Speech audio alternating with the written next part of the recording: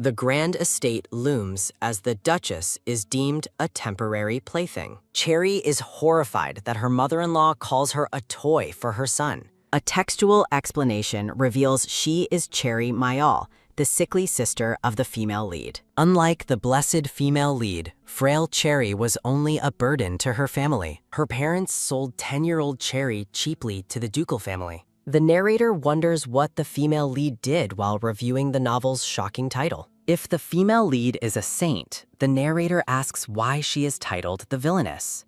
A chilling thought bubbles up. The saint is a villainess because her personality is terrible. The beautiful woman felt no concern over her sister's sale, awaiting her parents' payment outside. The recall ends, and Cherry sighs, realizing neither family truly cares for her. Cherry worries about the future, telling someone not to be foolish about taking her. Cherry tries tentatively to address the white-haired boy about the awkward marriage situation. The innocent-looking, white-haired child asks if he is meant to be her husband now. He is Kybran, the villain, imprisoned for his snake scales. Cherry is a toy for his boredom. Cherry realizes that Kybran will grow up to be a bloody, murderous maniac killer. A soft close-up shows Kybran currently looking incredibly cute and youthful. Kybran points to the baggage, politely asking Cherry if he can hold the chest for her. He beams happily, clutching the wooden chest and excitedly vowing to cherish it. They share a quiet meal in the dining hall, the only sound being the gentle tap of a spoon. Kybran wonders aloud if he needs to grow taller than Cherry, confessing he prefers her size. As they sleep holding hands, Cherry thinks about Kybran's potential future as a maniac killer. To change the story, Cherry realizes she must first escape the ducal prison. The young boy smiles broadly while drinking tea, claiming he likes both his mother and Cherry. The Duchess cries, stating that they cannot get close to their child because it could cause him harm. The Duke cries, reflecting that while it is hard to gamble on a child, it doesn't mean they are poor parents. Cherry observes the atmosphere, concluding there must be some secret among the Duke's family. The Duchess warns Cherry not to walk around the house without receiving explicit permission. The Duke, wearing gloves, warmly instructs Cherry to address him freely, like family. The comforting maid reassures Cherry that she will do her very best to provide protection. Cherry looks touched by the affection, admitting she likes both the Duke and his mother. In a visual of the four, Cherry wonders if she can discover the Duke's secret and make Kybran a good person. A fierce, glowing image shows the Duchess stating Cherry is just Kybran's temporary plaything. Cherry kneels in shock, thinking the mother-in-law statement is far too much. The young girl is shocked that the Duchess would speak so callously about her 10-year-old child. Images of bloodied pages confirm this cruel reality is exactly how the original novel was written. The text introduces the narrator as Maria, the younger sister of the heroine in the novel. The villainess hates anything but the money road. Maria, glowing in pink light, realizes she has become Cherry Mayal. Cherry, frail and burdensome, was sold for money, unlike her glowing sister Maria, who brought wealth. Cherry, a 10-year-old child, was sold on the day her sister entered the temple as a saintess. The narrator confirms she was sold into the ducal household and notes that the count is pressing for money. A beautiful woman looks back, hoping this arrangement will not turn out to be a foolish mistake. The young girl sits on the floor, entering the imposing ducal house. She sighs in resignation, realizing she has no luck with either parents or in-laws. She bangs her fists on the chest, frustrated that she possessed a body in such a horrible predicament. A dramatic visual effect interrupts the scene with a sudden crash sound. The girl is shocked to be grabbed by the collar and asked if this is a dream. The narrator realizes that acting rashly will not change the fate of being sold into a snake's den tomorrow. Her sister, the future villainess, laughs menacingly while choking the girl. The villainess gloats that the day has come for her once useless sister to be worth money, fulfilling the novel's plot. The girl closes her eyes, apologizing and asking the person present to excuse her sudden outburst. The girl kneels, looking up at the man in the pants and shoes, whispering an apology. The small boy, Kybron, stands, appearing shy and nervous amid glowing flowers. She has an epiphany, realizing the current situation. An inner vision shows Kybron as an adult, a cold, dark figure with a sword, destined to become a deranged psychopath villain. The narration explains that because of his snake scales, Kybron was branded a monster and imprisoned. Driven mad by vengeance, adult Kybron killed the ducal family, including his wife, Cheria. Cheria sighs, burdened with a trashy sister and a husband fated to be a murderer. Young Kybron approaches Cheria, saying it's all right despite her troubled situation. Cheria smiles, looking at Kybron, who stands beside her luggage chest. Sharia explains in a doodle panel that she could have been sleeping without a roof, making Kybron wonder about not having shelter. Cheria smiles, commenting that Kimron looks adorable, and suggests they get along since they both had bad luck with family. Cheria beams, realizing she has a special chance to influence the character's destiny.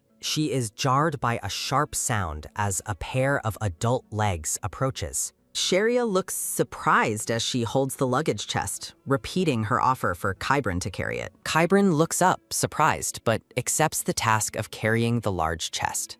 He happily carries the chest, vowing to treasure it forever amidst flowers and glittering light. Cheria follows quickly after Kybron, worrying he might trip due to his long bangs, but he replies he can see fine. They arrive at Kybron's room in the dark, imposing mansion, confirming they've arrived. Cheria looks around the room, noting that it is unexpectedly large. She realizes the room is less like a child's room and more like a prison, as the windows are sealed.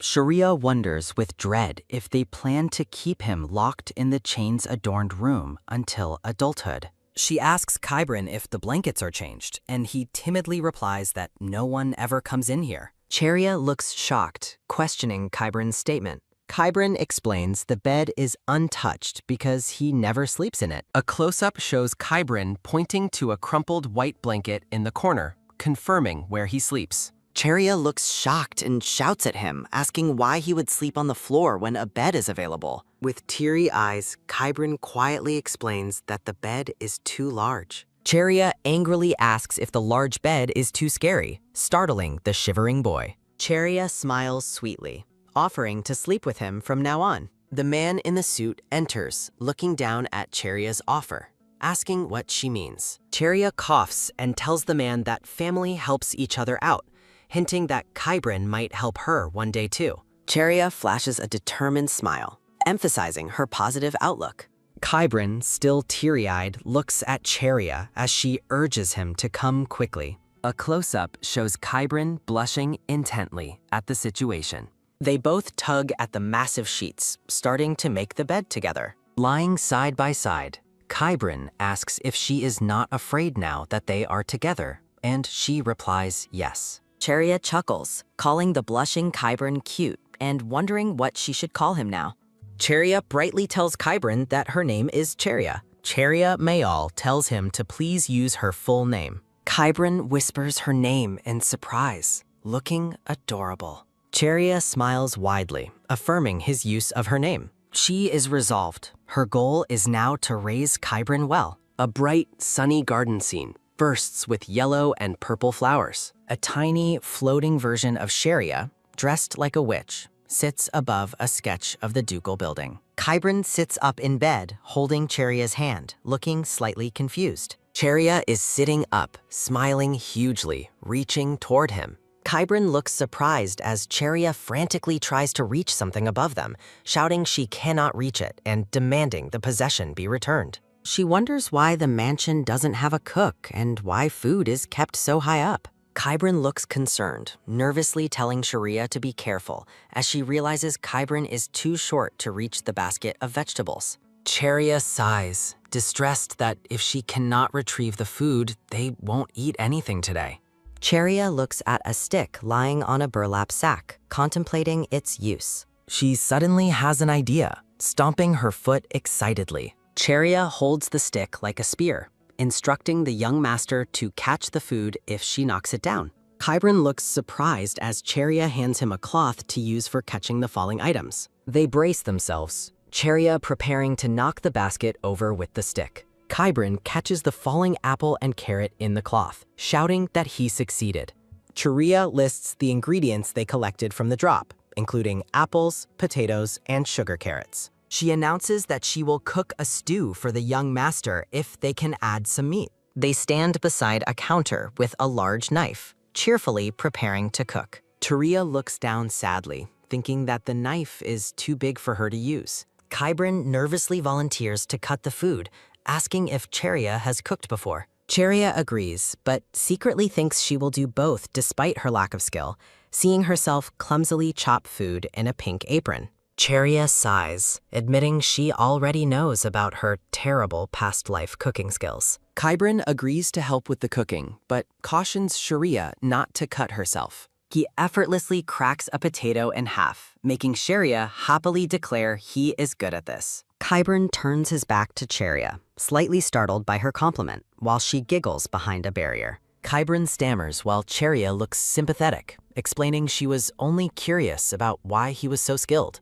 Kybron hides his hands, nervously explaining that people would think he was disgusting if they saw him cook. Cheria looks thoughtful, realizing she should not press him further about his feelings. Cheria eats the soup, noting it is bland without spices, but healthy. Kybron happily eats the stew, while Cheria thinks about how delighted he is with the simple, healthy food. They sit opposite each other, eating their bowls of stew contentedly. Kybron chews adorably, thoroughly enjoying the meal. Cheria looks concerned, realizing Kybron was rubbing his snake scales during his sleep. She excitedly finds his scale-rubbing gesture cute.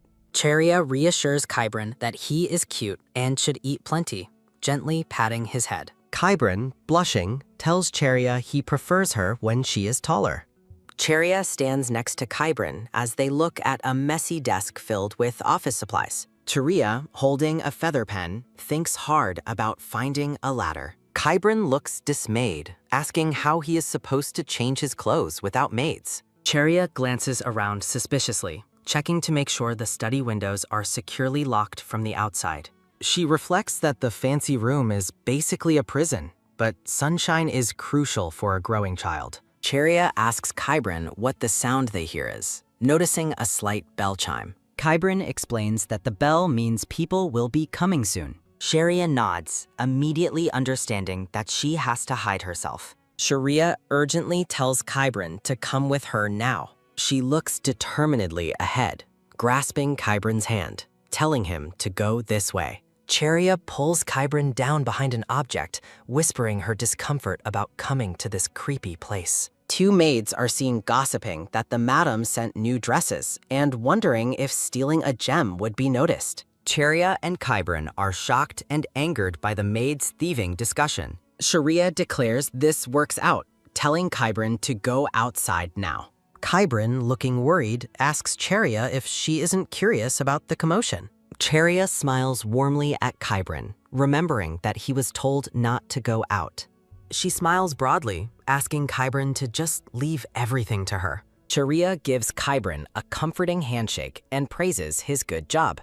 Cheria takes Kybron's hand firmly, urging him to trust her as she leads him out. The narrator provides an update on the chapter release. Cheria is hiding behind the door as Kybron looks on with concern, keeping quiet. Cheria watches the maid in the hall, confirming the maid routes are clear. She notes a man in white and gold attire standing outside the glass door. The man in the light uniform notes a carriage and knight, speculating they must be new arrivals. Cheria excitedly tells Kybron, the young lord, that they should leave quickly. The man in the light uniform gasps, seeing Cheria leave the mansion. The uniformed man scolds Cheria, ordering them to return inside immediately. Cheria thinks the man's rigid posture confirms he is a rookie. The uniformed man frowns, standing rigidly in a full-body portrait. Cheria hands the man a paper, asking him to retrieve something for her, dismissing his suggestion to ask the maids.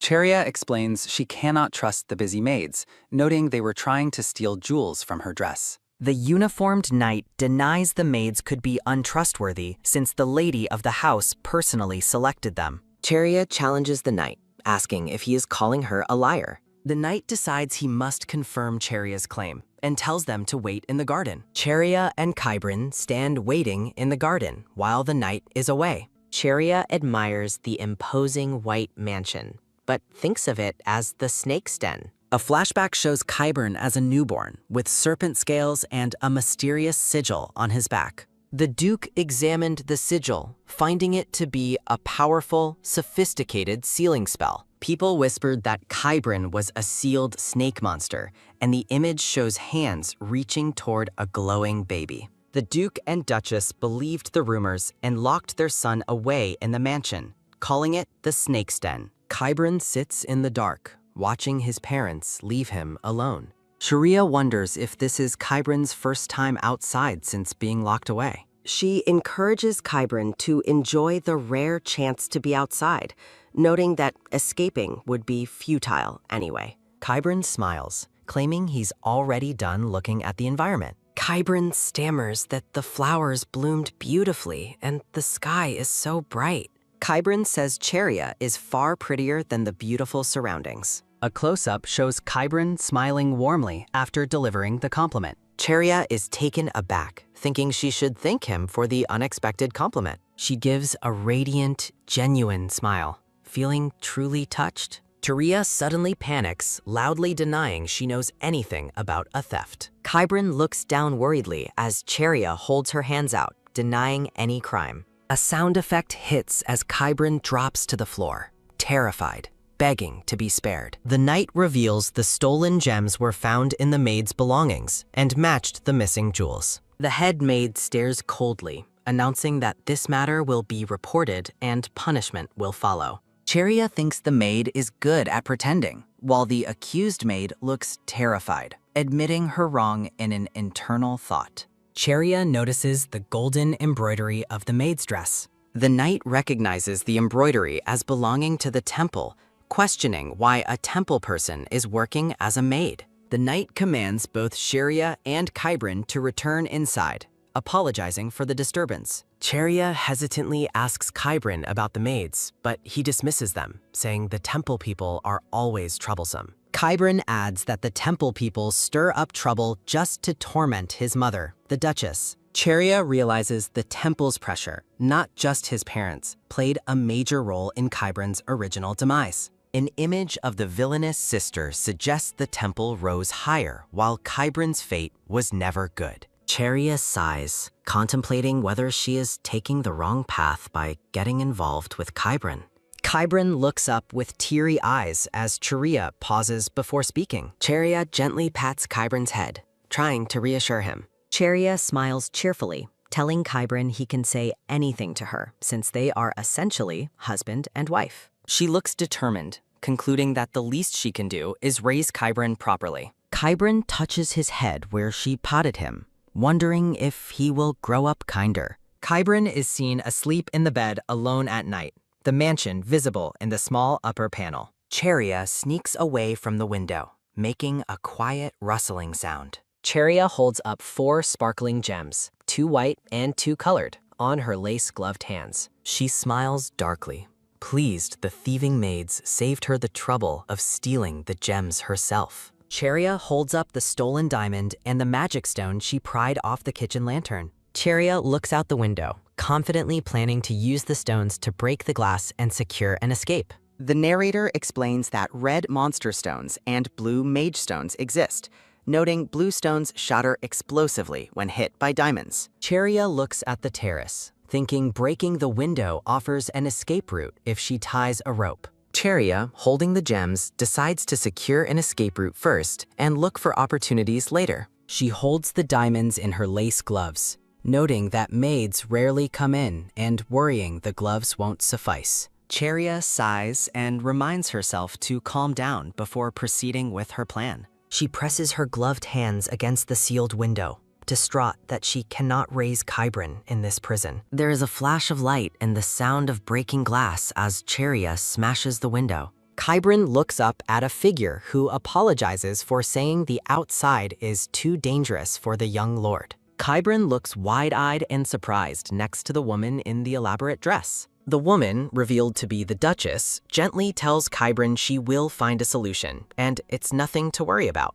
The Duchess clutches Kybrin tightly, whispering that he is a nuisance to their lives. Kybrin sits alone, holding a dark mirror, looking distraught by the implied rejection. Kybrin sits by the window at night, holding a dark, round mirror. Cheria stands before the ornate locked door, hearing the chilling voice that declares the young lord must be isolated. Cheria is standing by the locked door as the Duke and Duchess beg for someone to wait just a little longer. Kybrin wakes up startled by the crashing glass sound, pulling the blanket around himself. Kybrin asks in surprise if the girl is Cheria. Cheria smiles through tears as the sparkling sound of glass breaking fades, confirming she is awake. Cheria looks down at her hands, which are bloody and covered in broken glass, apologizing for waking him. Kybrin stares wide-eyed at her injuries, pulling his blankets tighter. Cheria turns to Kybrin, who asks what she was doing. Cheria happily presents the broken window, explaining she broke it open for him. Kybrin stares at the window as Cheria excitedly points out that he can now breathe fresh outside air. Cheria explains that he can slip his arm through the hole and unlock the window from outside. Kybrin looks concerned as Cheria steps over the broken glass, asking why he doesn't look happy. Kybrin gently holds Cheria's hand, which is bleeding from cuts from the broken glass. Kybrin looks at Cheria's injuries, holding her hand. Cheria smiles, claiming the injury doesn't hurt much and will heal easily. Cheria looks surprised as Kybrin asks if he can examine her injury. Kybrin concentrates on Cheria's injured hands. They kneel together, Kybrin gently grasping Cheria's hand. Cheria looks shocked as Kybrin's bare hand, covered in light, is seen pressing against her injury. Kybrin looks pained, concentrating as his snake scales appear to be spreading. Cheria stares in fear, telling Kybrin he looks to be in pain and needs to stop, but he assures her he is fine. Cheria's hands are magically healed, showing no injury or blood. Cheria stares, astonished that Kybrin possesses healing powers which were absent in the original story. The narrator thinks about the power of healing, noting it is why her sister, the saint, is so revered. A golden image of the saint confirms her status as a revered figure. Kybrin shows Cheria his clean, healed hand, claiming the injury doesn't hurt anymore. Kybrin asks Cheria how she got injured in the first place, startling her. Cheria avoids Kybrin's question, claiming she got hurt because she is a monster. Cheria reassures Kybrin he is not a monster, saying he is still getting along with her. Kybrin asks Cheria with a sad look if she is a monster too, given she gets along with him. Kybrin looks down shyly, blushing after making the comment. Cheria smiles playfully, agreeing that it is possible she might be a monster too. Cheria thinks he likes her much more than she expected, and she looks cute as Kybrin calls her name. Kybrin apologizes for waking Cheria, claiming he suddenly felt happy and quickly returns to bed. Cheria looks concerned, observing that something about Kybrin's behavior is strange. She contemplates Kybrin's inexplicable healing ability and his strange apathy toward the Duchess, wondering about his hidden backstory. The Duchess stands solemnly, enveloped in a cold blue glow, feeling pain in her chest. Cheria looks surprised and nervous, wearing an unfamiliar dress. The Duchess, accompanied by maids, orders Cheria to throw away all previous dresses. The Duchess asks Cheria about the dress she is wearing, making Cheria question what she means. The Duchess clarifies she is asking if Cheria can wear the dress by herself. Cheria smiles, finding the request strange, and says she can wear this dress fine. Kybrin bursts through the doorway, running toward his mother, calling out. Kybrin falls suddenly, hitting the ground with a flash of light. The Duchess cries out Kybrin's name in surprise, staring at him. The Duchess gently pokes her chest, looking concerned and pained. Cheria helps the distressed Kybrin up, asking if he's all right, while the Duchess looks down in shadow. Cheria contemplates the Duchess's dramatic reaction when Kybrin fell. The Duchess turns away, deciding they must leave the area immediately. A gloved hand quickly secures a sash on Cheria's waist. Cheria smiles, asking the Duchess if she's secured the clothes herself. The Duchess looks sternly at Cheria, simply asking, "What?" Cheria overhears a maid commenting that the Duchess should leave as it is not good for her to stay too long. Cheria frowns, calling the maid a servant daring to control the master's actions. She wonders if the temple maids are connected, but concludes their connection is insignificant. The Duchess sips tea from a cup, deep in thought. She notes the bitter taste of the young master's handmade tea, but accepts that healthy things are often bitter. Cheria realizes the Duchess is different from how the novel initially portrayed her. A hand glows brightly over a figure with long hair, possibly the Duchess. A maid in black and white stands sternly, telling the Duchess that time is being wasted. The Duchess sips her tea, seemingly ignoring the maid's advice. She puts her cup down, deciding she must leave this place now. The Duchess tells Qyburn and Cheria to keep their minds sharp if they want to survive. Cheria looks down sullenly, hearing the Duchess warn her that she has no allies here. A cute chibi depiction shows Cheria happily thanking the Duchess for the advice as Qyburn smiles. The Duchess leaves the room, accompanied by the two maids. Qyburn confesses to Cheria that he will be on her side if she will allow it. Cheria remembers the Duchess said she would come in person from now on. Qyburn blushes and smiles, admitting he likes meeting the Duchess. Qyburn quickly clarifies he likes Cheria too, making her internally chuckle at the implied jealousy. Cheria stares out, noting the many differences from the original story. The new maid in white announces that the lady will not be coming today. Cheria asks why the Duchess is absent, looking highly concerned. The maid explains the Duchess ignored the temple, so they are performing purification work, which Cheria recognizes as a threat. Cheria asks why purification work is being done on Qyburn's room. Cheria realizes the maids claim the places Qyburn has stayed are contaminated and must be purified regularly. Qyburn looks distressed, realizing the Duchess's troubles are a result of his contamination. Cheria slaps the maid's hand away, protecting Qyburn. The maid asks Cheria what she is doing, mocking her for acting like the house mistress. Cheria retorts that the maid relies too much on the temple, causing the maid to gasp. Cheria firmly tells Qyburn the maid has no divine power, and he should stop pretending. The narrator notes that Cheria has developed something since she rejects divine power. Cheria concludes the maid is nothing because she didn't feel anything from her power. Cheria pushes Qyburn aside, thinking she can finally guess the temple's true goal. Cheria realizes the temple is manipulating the Duke's family and was the source that branded Qyburn a monster. Cheria takes Qyburn's hand, telling him to leave quickly. Cheria and Qyburn discuss their escape plan, agreeing they have no other options. Cheria nods, confirming Qyburn is ready for the move. Cheria decides Qyburn must leave the mansion to grow well, needing evidence against the temple. Cheria asks the young master if he wants to leave, but he looks uncertain. She beams with absolute determination about the scheme. An aerial shot shows the ornate, high-walled ducal mansion. Cheria, wearing a white nightgown, confirms the mansion is empty and all escape routes are secured. Cheria's inner monologue details the plan. A fire starts in the kitchen, forcing them to jump from the second-floor window. They are seen frantically falling from the window amid smoke and shouts. Cheria smiles, pleased that she has found a necessary excuse. Cheria looks concerned as she contemplates the upcoming difficulty. She realizes the crucial problem is jumping from the second floor for the alibi. Cheria appears, worried they might get injured if they fall improperly. Qyburn, holding the rope, confirms he is ready for the leap.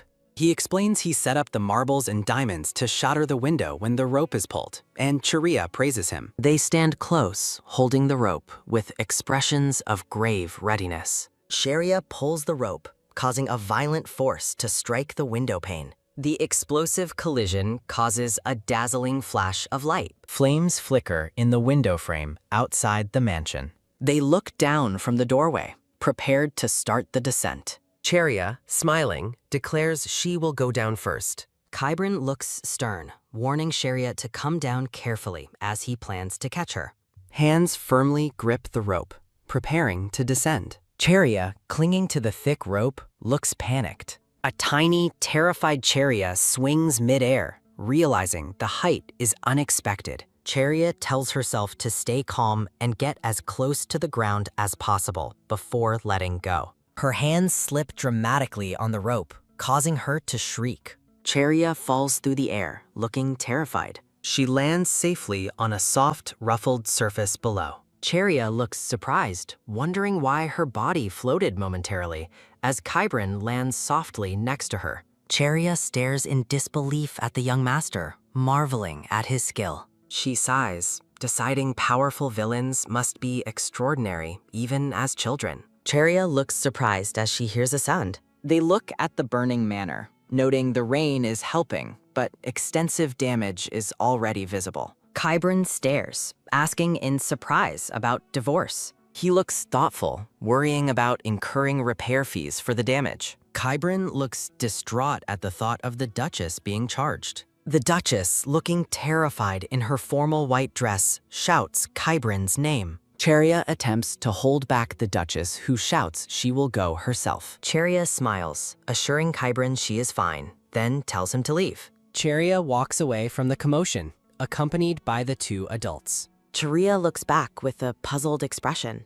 A stern man in a light coat and dark pants stands over Charia, holding an umbrella in the rain. The man asks if they are injured, while Kybran denies any wounds, and Charia notices the smell of tobacco. Charia stares closely at the man, realizing something about his covered right arm. A monochrome portrait reveals the man as Menelik Nectarian, Kybran's biological father, the swordmaster and ruler of a dark city. The inner narration notes that Menelik Nectarian lost his right arm in the original story, never taking a prominent role. Menelik Nectarian points to his arm, explaining he cannot use it. The tall man scoops up Charia, holding her tight under the umbrella. Charia is embarrassed, shouting an apology to the man who assures her she woke him up, thankfully. Charia looks surprised that the man is not angry, thinking she should keep her distance. Kybran, tearful, tells Menelik Nectarian it was his fault for potentially causing harm,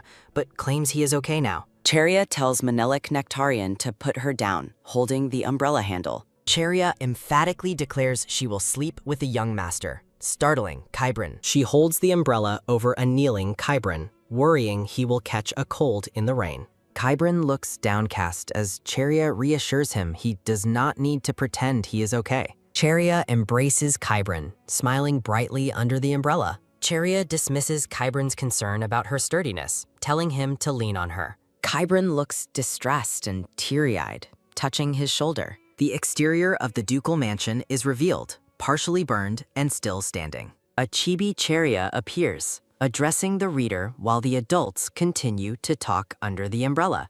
Menelik Nectarian says it is time for the man called Winter to head back. The Duchess stares sadly, questioning the name Winter. Charia looks up at the Duchess, calling her mother. The Duchess tells Charia not to call her that. Then Charia asks why the Duchess isn't asking about the fire and escape. The Duchess sternly tells Charia she is not their equal, having been purchased, and they can discuss the fire later. Charia, Kybran, and Menelik Nectarian ride inside a luxurious carriage. Charia looks out the carriage window at the fading image of the distant mansion. Menelik Nectarian says the Duchess will arrive separately, explaining that approaching Kybran could worsen his condition. Charia contemplates the temple's motives, thinking the threat could be a lie due to their disdain for the ducal house. Menelik Nectarian reflects that doubting the temple's claim is difficult, especially when gambling with one's own child. Charia looks solemn,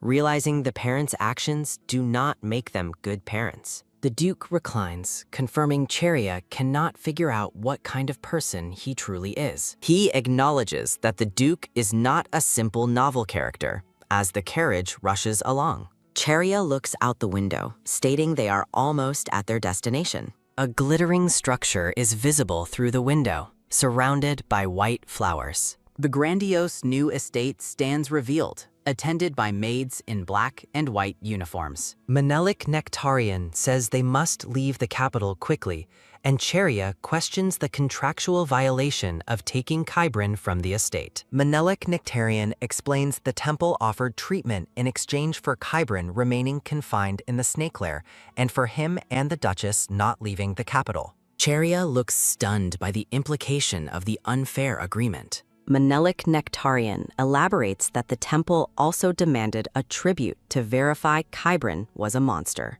Cheria realizes she was likely the tribute, correcting the novel's depiction of her as a toy. Cheria fumes internally at the author's backstabbing plot twist, demanding compensation, while Menelik Nectarian asks why she is revealing this information. Cheria is dismissive of Menelik Nectarian's understanding, suggesting she looks too young to grasp it fully. Menelik Nectarian looks at the carriage, standing beside Cheria and Kybrin.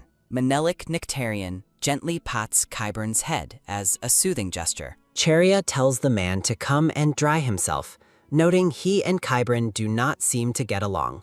The Duke and Sharia stand outside the grand mansion next to the carriage. The Duchess tells the maid named Mara to take Cheria to wash, and the maid agrees. Cheria overhears Menelik Nectarian mentioning the name Winter and agreeing that the isolation is best, noting the Pope would never send the Saintess. Sharia thinks about her sister's refusal and terrible personality. A glowing image depicts the magnificent Saintess in divine light. Mara, the maid, guides Cheria away, thinking holy power might not even treat Kybrin's scales as a disease. Cheria ponders that the grown-up Kybrin in the original novel was scale-free. Cheria wonders how Kybrin's scales were removed if not by her sister's power. Cheria looks down at the hand of Mara, the maid, who smiles kindly at her. Mara tells Cheria she should have protected her, lamenting that non-temple maids were prohibited in the old estate. Cheria realizes Mara is genuinely concerned and must know she was sold off as a sacrificial bride. Cheria freaks out internally about being considered the sister of a saintess and an arsonist, while Mara smiles kindly. Mara smiles broadly, vowing to stay by Cheria's side from now on. Cheria looks surprised as Mara promises to stay by her side and tells her to eat to regain strength. Mara informs Cheria she must sleep with the young lord tonight, but will have her own room starting tomorrow. Mara smiles brightly, promising to bring Coco soon. Cheria and Kybrin look excited to be together, and Kybrin calls her Lady Cheria. Kybrin glows happily, thrilled by the situation. Kybrin excitedly asks Cheria if she can do anything, saying the Duchess confirmed he doesn't have to return. A close-up shows Kybrin's eye glowing with intensity. Cheria looks surprised, mentally reflecting on her arson plan. Sharia wonders why no one asked about the massive fire at the estate. Sharia thinks nobody is mentioning the fire, even if covered up, which is highly suspicious. Kybrin calls Cheria's name, as she ponders if the ducal family truly absolves her of blame. Cheria suggests they refrain from making conclusions since they just arrived, then tells the young master it's time for bed.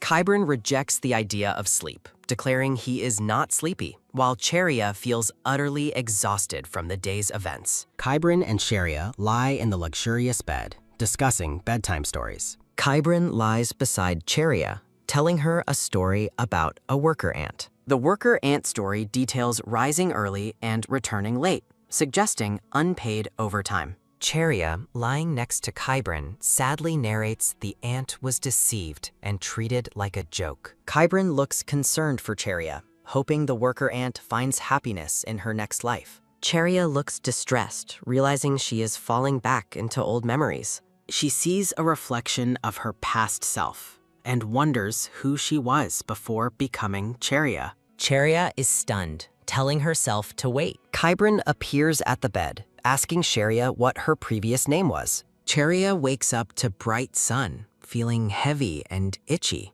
wondering if she got a bug bite. Kybrin greets her, asking if Lady Cheria is awake. Kybrin smiles, confirming he slept well after falling asleep during her entertaining story. Cheria is surprised Kybrin enjoyed her story, doubting its entertainment value. Kybrin announces the Duchess is calling for her, saying she has something important to share. Sharia feels unwell, but manages to ask Kybran for help walking. Kybran helps Cheria downstairs, and she notices the presence of temple people. Cheria sees the Duchess surrounded by temple priests in white and gold robes, realizing the heavy feeling was divine energy. A temple man sternly asks the Duchess if she intends to sever ties, calling it unfortunate. The Duchess, looking composed, is ordered to ensure all temple-affiliated maids leave, and Kybran is sent away before the day ends. The temple man confronts the Duchess, asking if she has nothing more to say. He calls the Duchess arrogant and lacking pity for citizens sacrificed for the young lord, claiming she wouldn't understand. The Duchess replies she knows nothing but believes in the merciful God of the empire. The temple man gasps, outraged by the Duchess's words. The glowing Duchess tells him to leave swiftly if he still has time to speak, reminding him he insisted on departing immediately. Cheria stands on the stairs, adorned with ribbons and holding flowers, witnessing the exchange. The Duchess watches Cheria and Kybran approach, her expression shadowed. The Duchess, dressed in black and white, walks away from Cheria. The Duchess thinks to herself that it was not nothing after all. The Duchess approaches Cheria and Kybran, telling them once preparations are complete, they must leave the capital and may never return. Cheria looks thoughtful, wondering if there is anything she wishes to do before leaving. Cheria tentatively asks the Duchess for permission to walk through the garden. The Duchess responds sharply, telling Cheria she needs no permission to walk in her own home. Cheria looks stunned by the response. The Duchess departs with her maids, leaving Cheria and Kybran behind. Cheria is distraught, internally yelling she was swindled by the novel and branded a member of the Duke's household. Cheria asks Kybran what he is doing, and he replies he is trying to memorize the temple priests' faces. Cheria smiles happily, praising the adorable sentiment. Cheria smiles fiercely, proclaiming her intent to kill them, startling herself slightly. Cheria immediately retracts her statement, reasoning that Kybran must not follow the villain's path now that she has rescued him. Cheria considers the massive problem that would arise if the young master killed a priest, asking if he agrees. Cheria screams in outrage upon realizing Kybran heard the priests hoping the Duchess would die soon, demanding to know who insulted a parent in front of their child. She pauses, staring with glowing eyes, thinking it might be fine as long as the young master is not found to be the culprit. Cheria tells Kybran absolutely not to consider murder, saying they can think about such plans much later when he is grown. Cheria sighs, chastising herself for getting swept up in the villainy, and asks the young master to show her around the garden instead. Kybran, looking concerned, asks Cheria if she is sure she doesn't want to see her family, startling her. Cheria smiles widely, declaring that Kybran should guide her this way, which he finds adorable. She walks on, looking downcast, thinking it is strange that she is feeling sick, despite the temple priests having left earlier. Kybran rushes to catch Cheria as she stumbles and nearly collapses, asking if she is okay, but she insists she is fine and tells him not to call anyone. Cheria thinks she hopes the sickness is just a cold, fearing that if it's serious, her in-laws might refuse to take her in. Kybran yells out Lady Cheria as he stands outside the brightly lit mansion. The Duchess, dressed in a black top and dark skirt, looks surprised and asks what is happening. Cheria screams, "Mother!" as she rushes in, finding the Duchess and the female attendant standing over her. Cheria explains that she was going to look around the garden with Kybran after the priests left, but suddenly collapsed. Cheria asks about the young master, and the female attendant in the blue top explains she took him to his room because he was quite surprised. Cheria thinks it's understandable that Kybran was surprised by her collapse, but still wonders why she collapsed in the first place. She worries about the Duchess's solemn expression and fears she has an incurable disease that will prevent the family from taking her to the duchy. Cheria stands next to the Duchess's chair, looking shocked at the situation. The Duchess covers her face, saying she was so flustered that she forgot other children are different from Kybran, but quickly assures Cheria there is no need for excuses, and she will take care of her now. Cheria sits on the bed, thinking she needs a proper nanny like Viscountess Rose. A brightly lit close-up shows Cheria looking slightly distressed and glowing. The Duchess, dressed in black and white, introduces the smiling woman in the blue top as Elena, the ducal family's exclusive physician, who examined Cheria while she was unconscious and tells her to call her Elena. Cheria greets Elena, asking if there was anything wrong with her body, to which Elena hesitates in response. Elena reveals that Cheria's problem is serious, and at this rate, she might die within the year, shocking Cheria. A panel shows a dramatic flashback of Cheria's troubled look in the original novel when she was 17, never appearing happy like her sister Maria. The Duchess worries Cheria might not last until they reach the duchy and asks what she should do, while Cheria listens on the couch. Cheria cries out, asking if they are really going to leave her behind, insisting that she can endure the sickness. The Duchess instructs Elena to be responsible for Cheria's recovery until Viscountess Rose arrives, hoping this buys them time with Mevalik. Elena expresses concern that Cheria needs 5 meals a day for a month to reach a normal weight, also worrying about the temple pressure and whether Viscountess Rose will return. Cheria looks downcast, thinking the temple threatened the family and is extending the schedule because of her presence. Cheria tells the Duchess not to worry so much, reasoning that as a guest, she shouldn't cause such trouble. She says she is grateful just for being taken in, then realizes it is dinner time and invites the Duchess to the dining hall with her. Elena smiles, saying she will see the young master first, having promised to tell him about Cheria's condition. Cheria sits still, inwardly thinking that Elena is planning to ask the young master what kind of food she likes, wondering if she is being ignored. Cheria focuses on her discomfort, thinking she is feeling itchy and worried about her condition too. A hand reaches out and grabs Cheria, making her shout, "Whoa!" in surprise. Cheria is held tightly by the tall woman, who is surrounded by a golden aura and floating flower petals. The young master runs down the grand hallway towards the Duchess, screaming, "Lady Cheria," while Elena follows behind. The young master, crying intensely, shouts to Cheria not to go to heaven. A small chibi panel shows the Duchess holding Cheria while the young master looks on with skull symbols floating nearby. Elena smiles awkwardly, thinking about how the young master could say such a thing about Cheria going to heaven. Cheria looks surprised as Elena reveals the young master overheard their conversation earlier. She looks towards the grand, well-lit dining room, thinking there is no way Kybran could have heard the conversation. Cheria thinks Kybran's room is upstairs, and even if he tried to eavesdrop in the hallway, the servants would have sent him back, wondering what happened. Her eyes reflect her distress, contemplating that something else is more important than where Kybran was. Elena smiles while Kybran sits happily at the table, forcing Cheria to realize she cannot eat all of the lavish dinner, noting there are 3 plates of the main course alone. The Duchess, drinking from a glass, watches Cheria, who thinks her mother does not seem to have any intention of stopping the forced feeding. Cheria looks wide-eyed, having been fed a spoonful of food, which sparkles in the light. Kybran happily agrees with the smiling physician that the food is delicious. Cheria is surprised by the generous amount of food, and Elena confirms she needs it to recover quickly. Cheria is given various medicines to take, despite her reluctance. Kybran worries there won't be delicious food in heaven, insisting Cheria cannot go yet. Cheria agrees to try, feeling like she could recover easily, but knows she is being treated like she's dying soon. Cheria asks if she can visit the garden with Kybran, and the Duchess agrees, suggesting they have tea. Cheria and Kybran lie in the massive bed, preparing for sleep.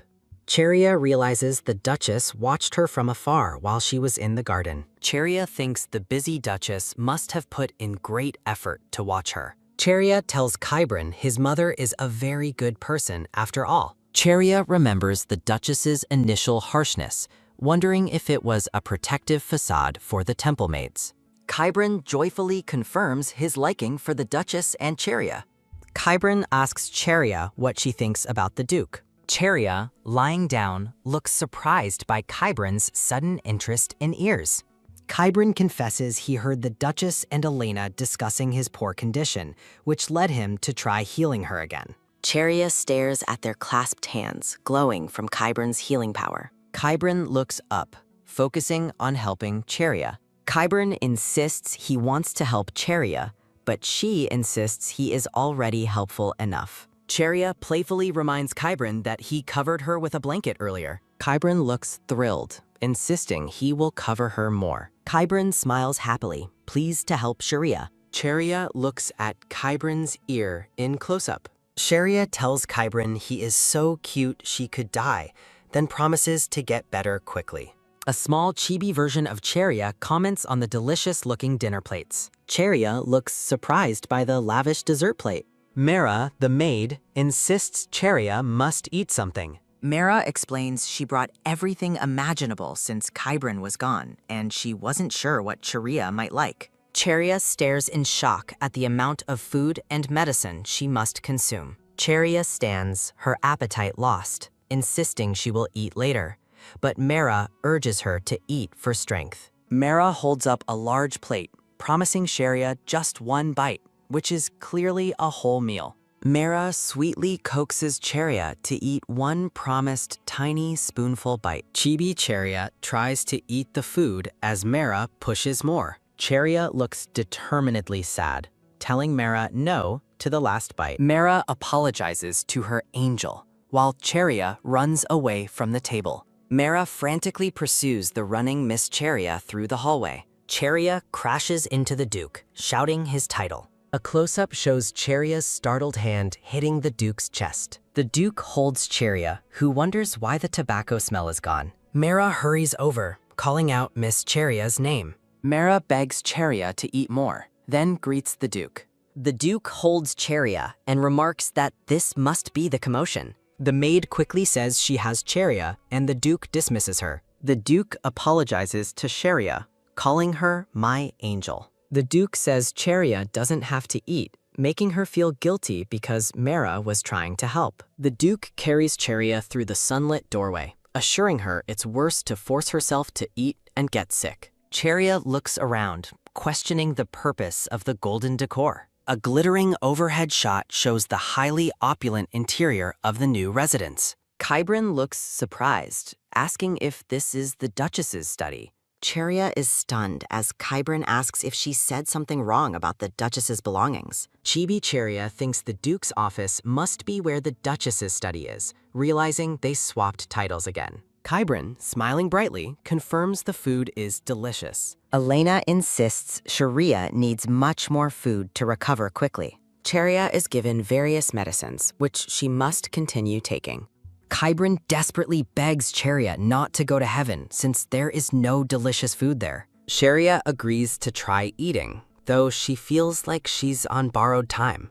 Cheria asks if she can visit the garden, and the Duchess agrees to join her for tea time. Cheria and Kybran lie in bed, resting together. Cheria realized the Duchess watched her from afar in the garden. Cheria thinks the busy Duchess made a great effort to watch her. Cheria tells Kybran his mother is a very good person. Cheria reflects on the Duchess's early coldness, realizing it was a necessity in front of the temple maids. Kybran happily confirms his affection for both the Duchess and Cheria. Kybran asks Cheria what she thinks about the Duke. Cheria, lying down, mentions liking ears, surprising Kybran. Kybran reveals he heard the bad news and used his healing ability on her. Cheria stares at their glowing, joined hands in realization. Cheria notices Kybran's earnest expression in the light. Cheria stops Kybran from wanting to help further, insisting he is already helpful. Cheria reminds Kybran that he covered her with a blanket earlier.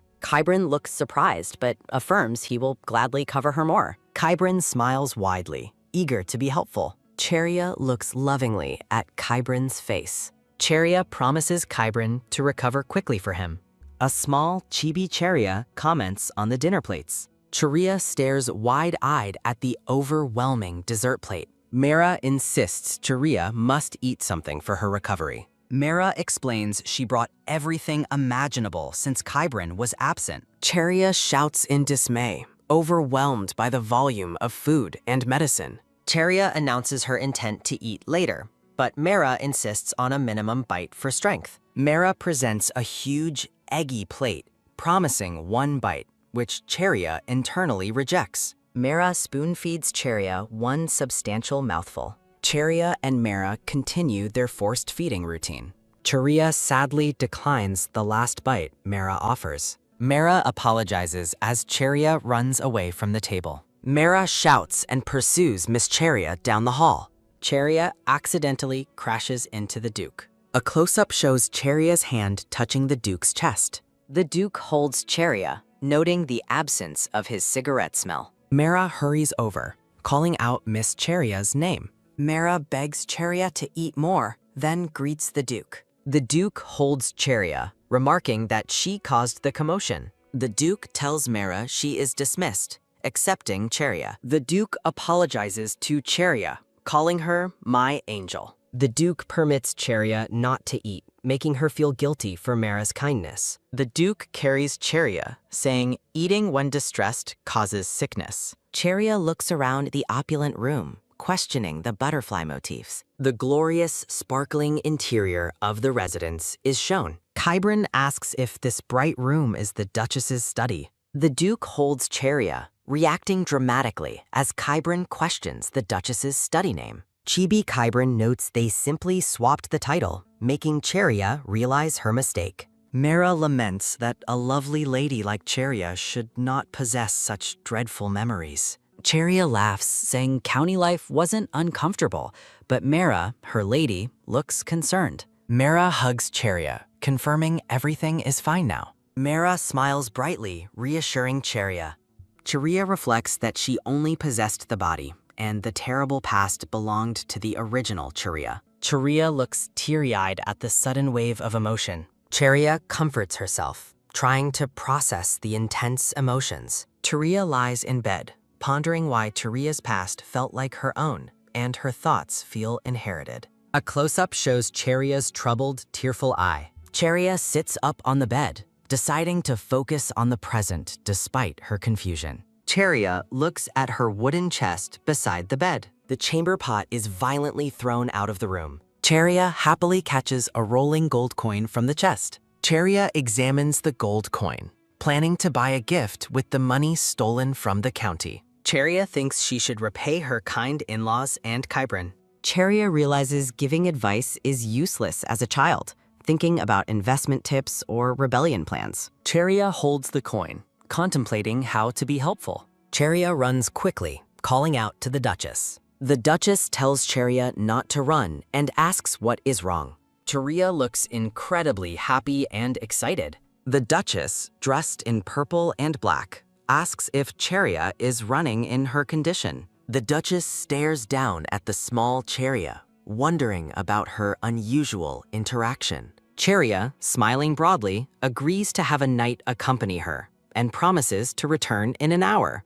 The Duchess tells Cheria not to run again, and Cheria agrees immediately. Cheria happily exits the grand golden manor under the watch of a uniformed man. Cheria, wearing a large sun hat, looks around excitedly. The uniformed knight waits beside the golden carriage. A new man, the knight, stands tall in a white and green uniform. A chibi Cheria floats above a carriage rushing down a road. Cheria, still wearing the hat, looks at the knight with concern. The knight sits, introducing himself as Caesar, introducing the accompanying knight. Cheria thinks Caesar does not look high rank and confirms the obvious lack of a top-tier knight. Cheria looks out the carriage window, wondering what Kybran is doing. Cheria's carriage rushes past the golden mansion. Cheria watches vendors conducting lively business outside. The townspeople go about their day, appearing busy. Cheria is astonished by the large crowd of people.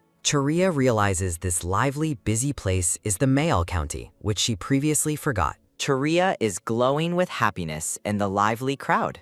Pink petals drift across the bustling scene. Cheria shouts that she wanted to buy a specific item, begging Caesar for it. An old woman holds up 2 bracelets, explaining they come as a pair. Cheria is dismayed, realizing the woman is employing sales tactics on a child. Cheria looks closely at the woman selling small, decorative items. Sharia takes out her gold coin, saying she will buy it, along with the others. Cheria stands next to the knight while the seller accepts the coin.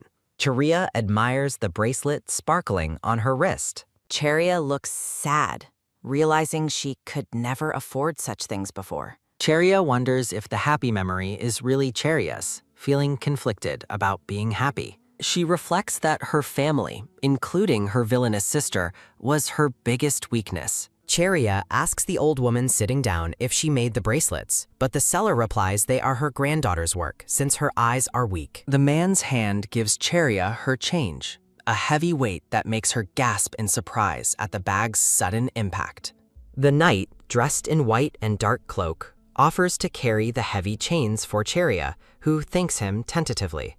Sharia decides something fancy would be best for her in-law's gift, noting the inner district sells pricier goods, and tells the knight to head that way. She observes that the inner district has better items and more nobles, looking thoughtful as she walks beside the knight. Cheria suddenly stops, recognizing a knight's crest, and wonders if the person is from the duke's house. She realizes the knight has been instantly spotted by the frequent nobles, and Cheria looks intensely focused on the distant figures. Cheria's eyes widen as she exclaims, "Ah!" in surprise. A golden teddy bear doll with a red scarf is displayed in a glass box, surrounded by yellow flowers. Cheria imagines Kybrin receiving the teddy bear, thinking he would love it and that it would create twice the cuteness. She tells the man in the brown vest that she wants to buy the doll, but he quickly shouts they are closed, blocking the shop window. Cheria stands with the knight outside the shop,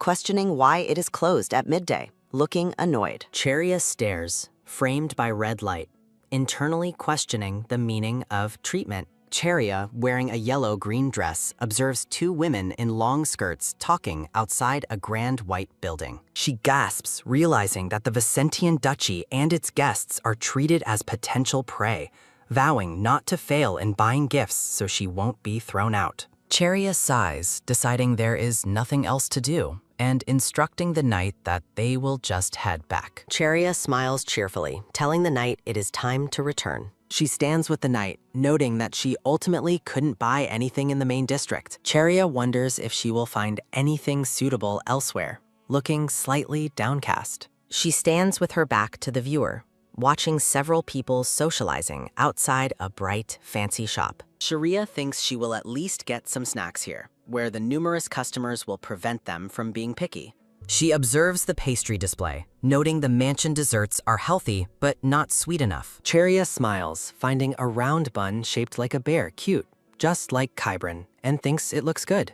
After securing Kybrin's gift, Cheria considers buying something for her in-laws and asks the knight for the time. The knight checks his elaborate watch, informing Cheria it is 1 o'clock, making her realize her time is already up. Cheria closes her eyes and cries out in frustration, holding the bread close. The wooden carriage rushes away on the sunlit road. Cheria sits quietly inside the moving carriage across from the knight, framed by bright window light. Sharia reflects that gift shopping was much harder than she expected and worries nothing will change even if she returns. She notes that buying something fancy would look the same to her in-laws. A display of opulent gold coins and gleaming jewels emphasizes the Nectarian duke's famous wealth. Cheria thinks that if it's a gift, she would rather it have meaning.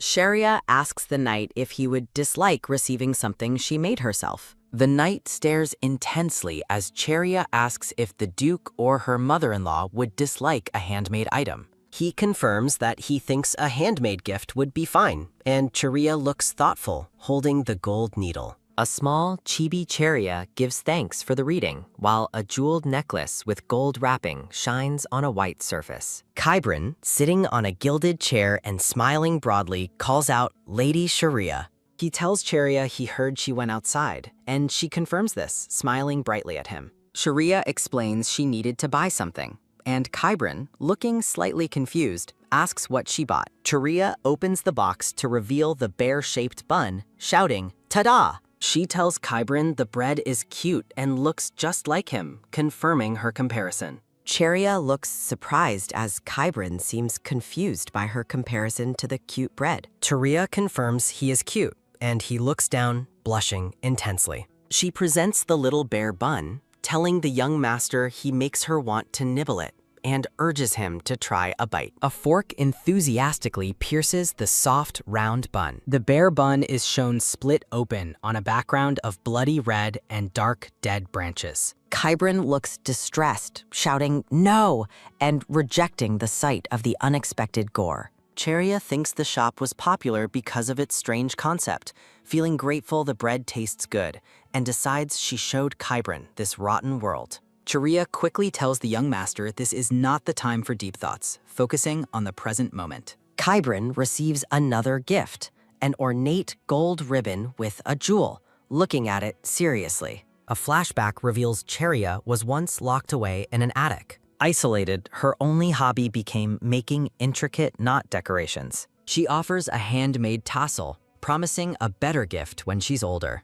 His hands gently accept the ornate. The young man beams, insisting the memory is framed by a... The boy declares he will treasure the gift until he dies, which Cheria finds extreme. Back in the present, she tells the young master it's okay to throw the gift away later. Cheria recalls the Duke sulking when she said the same thing, mentally noting his sensitivity. She runs into a garden, calling for her mother, and the Duchess turns to her. The Duchess remarks that she is late, and Cheria explains she was giving the young master a gift. Her mother smiles, thinking the gift was for her, and Cheria nervously agrees. She reveals 2 simple beaded bracelets she managed to buy.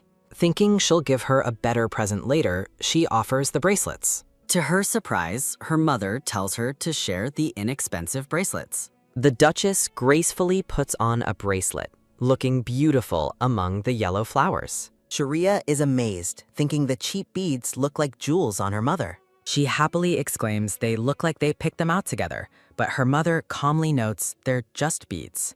The Duke approaches from behind, thinking affection doesn't work on the Duchess as she looks up. As he enters the garden, the Duke asks what brings him there, and Cheria addresses him. She explains she went out and bought gifts for her mother. With cat ears popping up, the Duke eagerly asks about his own gift. Cheria has a panicked thought about how handsome he is, but also how he holds long grudges. She stammers, admitting she doesn't have a gift for him yet. The Duke's expression turns dark and menacing, prompting a terrified Cheria to promise she'll have a gift for him tomorrow. Agreeing to trust her, he turns and walks away, leaving her stunned. Cheria worries that he's expecting too much and might get even angrier. The Duchess remarks that Rick seems fond of her, noting Cheria's shocked expression. A text box explains Rick is a pet name. She tells her not to feel pressured, as Rick will be happy with anything she gives him. Her mother then sips her tea, adding that she couldn't buy anything better than what they already own anyway. The next day, a hand holds a newly finished green knotted tassel with a gem. Dressed for the morning, Cheria inspects her work, hoping the Duke will like it. A knock sounds at the door as she resolves to trust her mother's advice. The Duke stands at her doorway, framed by morning light, and says her name. He asks what's wrong, reminding her it is almost breakfast time as she stammers. She nervously presents the green tassel, explaining it's the gift she mentioned. He takes the handmade gift from her outstretched hands. He admits he didn't think she would actually prepare something, which surprises her. With a radiant smile, the Duke genuinely thanks her. His sincere gratitude leaves her completely taken aback. Overjoyed, she beams and says not to mention it. That night, Cheria lies asleep in her large, elegant bed. Tossing in her sleep, she finds she cannot rest. She quietly gets out of bed and puts on her slippers. Pacing in the grand hallway, she feels both excited and uneasy about leaving for the duchy tomorrow. She's glad to have recovered, recalling a woman named Elena congratulating her after a final inspection. Seeing a distant figure, she wonders who else is awake. A graceful vision unfolds of a person with long tresses under the moon, with a single white feather falling. The figure is a woman in a dark gown standing in a moonlit pavilion. Cheria approaches her mother, who asks why she is still awake as well. A young girl in a white nightgown looks up at a woman in a dark lace dress at night.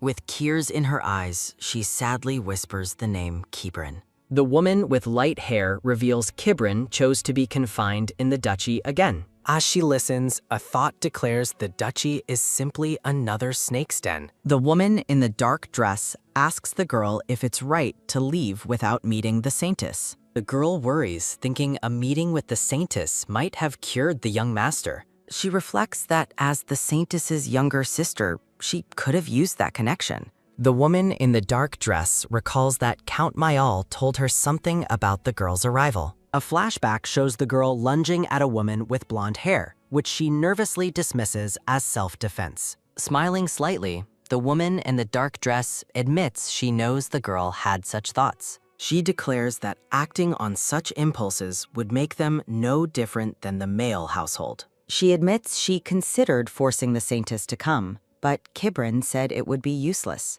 The woman relays Kibrin's realization that a remedy only works on the same kind of monster, confusing the girl. In a fractured memory, the girl is horrified, wondering if he really interpreted her actions that way. Both the girl and the woman are comically flustered, admitting they don't understand either. Holding a glowing stone, the woman decides collecting monsters is better than dealing with the temple. She muses that if Kibrin is cured, they won't have to bother with the saintess anymore, much to the girl's annoyance. A happy memory of the ducal family is contrasted with the grim knowledge that Kibrin killed them all in the original story. The woman in the dark dress looks down with concern, asking if the girl's fever is returning. An ethereal aura surrounds her as a narrator describes her as a strong woman unafraid of kindness. She suddenly collapses, and the girl rushes to catch her, looking terrified. The woman looks up at the girl from the ground, her expression serious. She admits she expected the girl to ask to be sent away to another family. The girl hugs her tightly, affectionately declaring, "I like you, mother." Embracing her new mother, she calls her the most beautiful person she's ever seen. The woman says she sounds just like Rick. The woman asks Cheria to continue amusing her, and Cheria eagerly agrees as they approach the mansion. The scene transitions to a grand, sunlit estate with a golden roof. With a creak, the large doors open to reveal maids preparing for their arrival. The young master asks the maid, Elena, who the new girl is. Elena explains it's his first time meeting her. Elena introduces Viscount Rose, the young master's former nurse, who rushed over upon hearing of his return. Cheria listens as Elena praises the delicate lady for traveling so far alone, but she looks doubtful.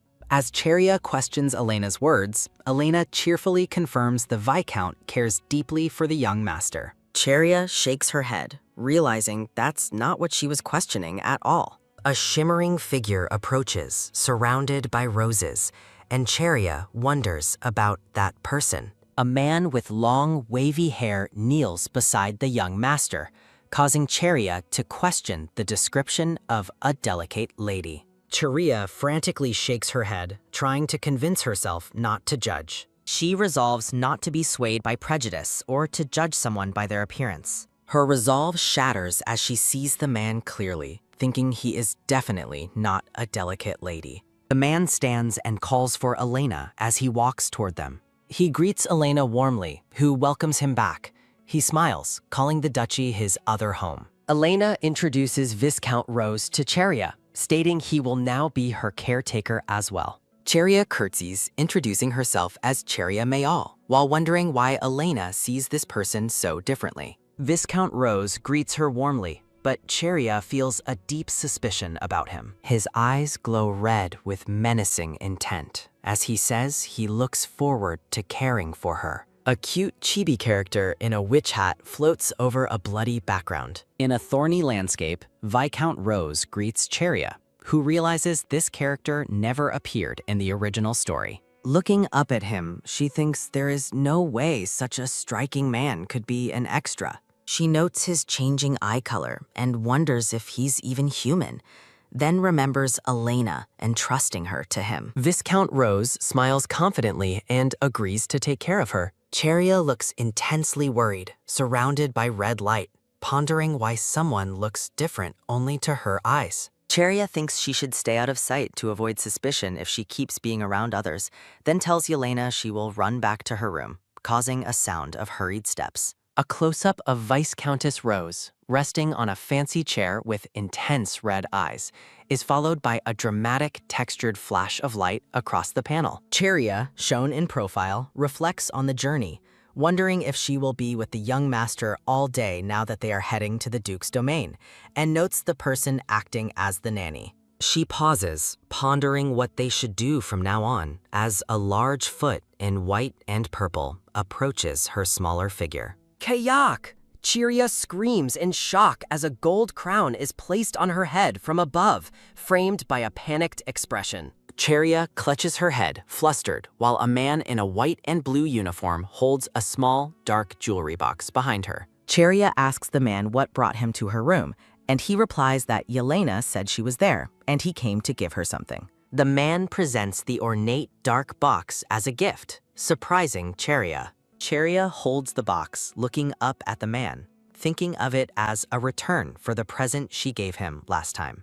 The man in the elaborate uniform thanks Cheria for the gift, but comments on the key, which seems to concern him. Cheria looks extremely shocked, holding the box, as the man reveals the key for the box has not been made yet and is set to come next year. Cheria laughs brightly, controlling her expression, thanking him and saying she looks forward to receiving the key next year. A cheerful, bordered frame shows the man in the blue uniform accepting Cheria's thanks, observing that the young master wanted to casually ditch the gift, which Cheria denies, exclaiming about her perceptive father-in-law. The man in the white uniform stares thoughtfully with his hand resting near his face. He sternly advises Cheria to tell someone immediately if she feels unwell today on the way to the Duke's domain, which she quickly affirms. Cheria is told she might feel dizzy when using the warp function because she is physically weak, and the man mentions this just in case. Cheria smiles widely and heartily, surrounded by pink flowers, happily declaring she has gotten much better and he should not worry.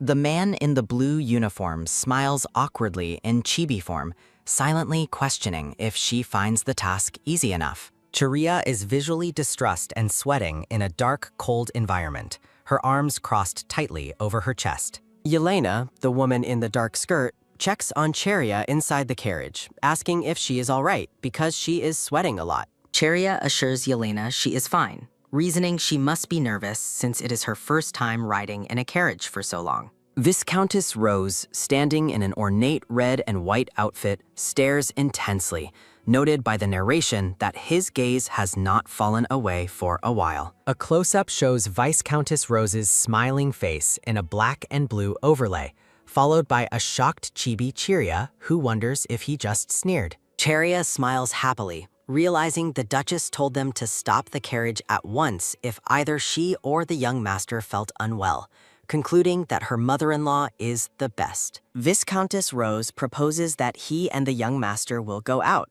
suggesting they get some air together, which the young master nervously agrees to. Cheria and the young master walk outside near the carriage, framed by greenery, as she tells him she has something to ask. Cheria stops, looking up at the young master, asking about Viscountess Rose. Surrounded by a red visual effect, Cheria shouts, asking the young master if he also sees the man as a bulky man, and if he saw his eye color change. She stares angrily, surrounded by red flames and energy, wondering why he keeps staring at her. Cheria internally regrets that she cannot ask the young master directly, thinking about who the man truly is, while the young master looks confused. Cheria sees a sequence of images, a black and white image of a crying woman, a small child wrapped in a red cloth, and the young master looking concerned, wondering what the strange sound is. Cheria inwardly questions if she looks like a delicate woman to Kibrin, noting that Viscountess Rose looks like someone who could fight a tiger with one hand, then observes Viscountess Rose in a separate panel looking displeased.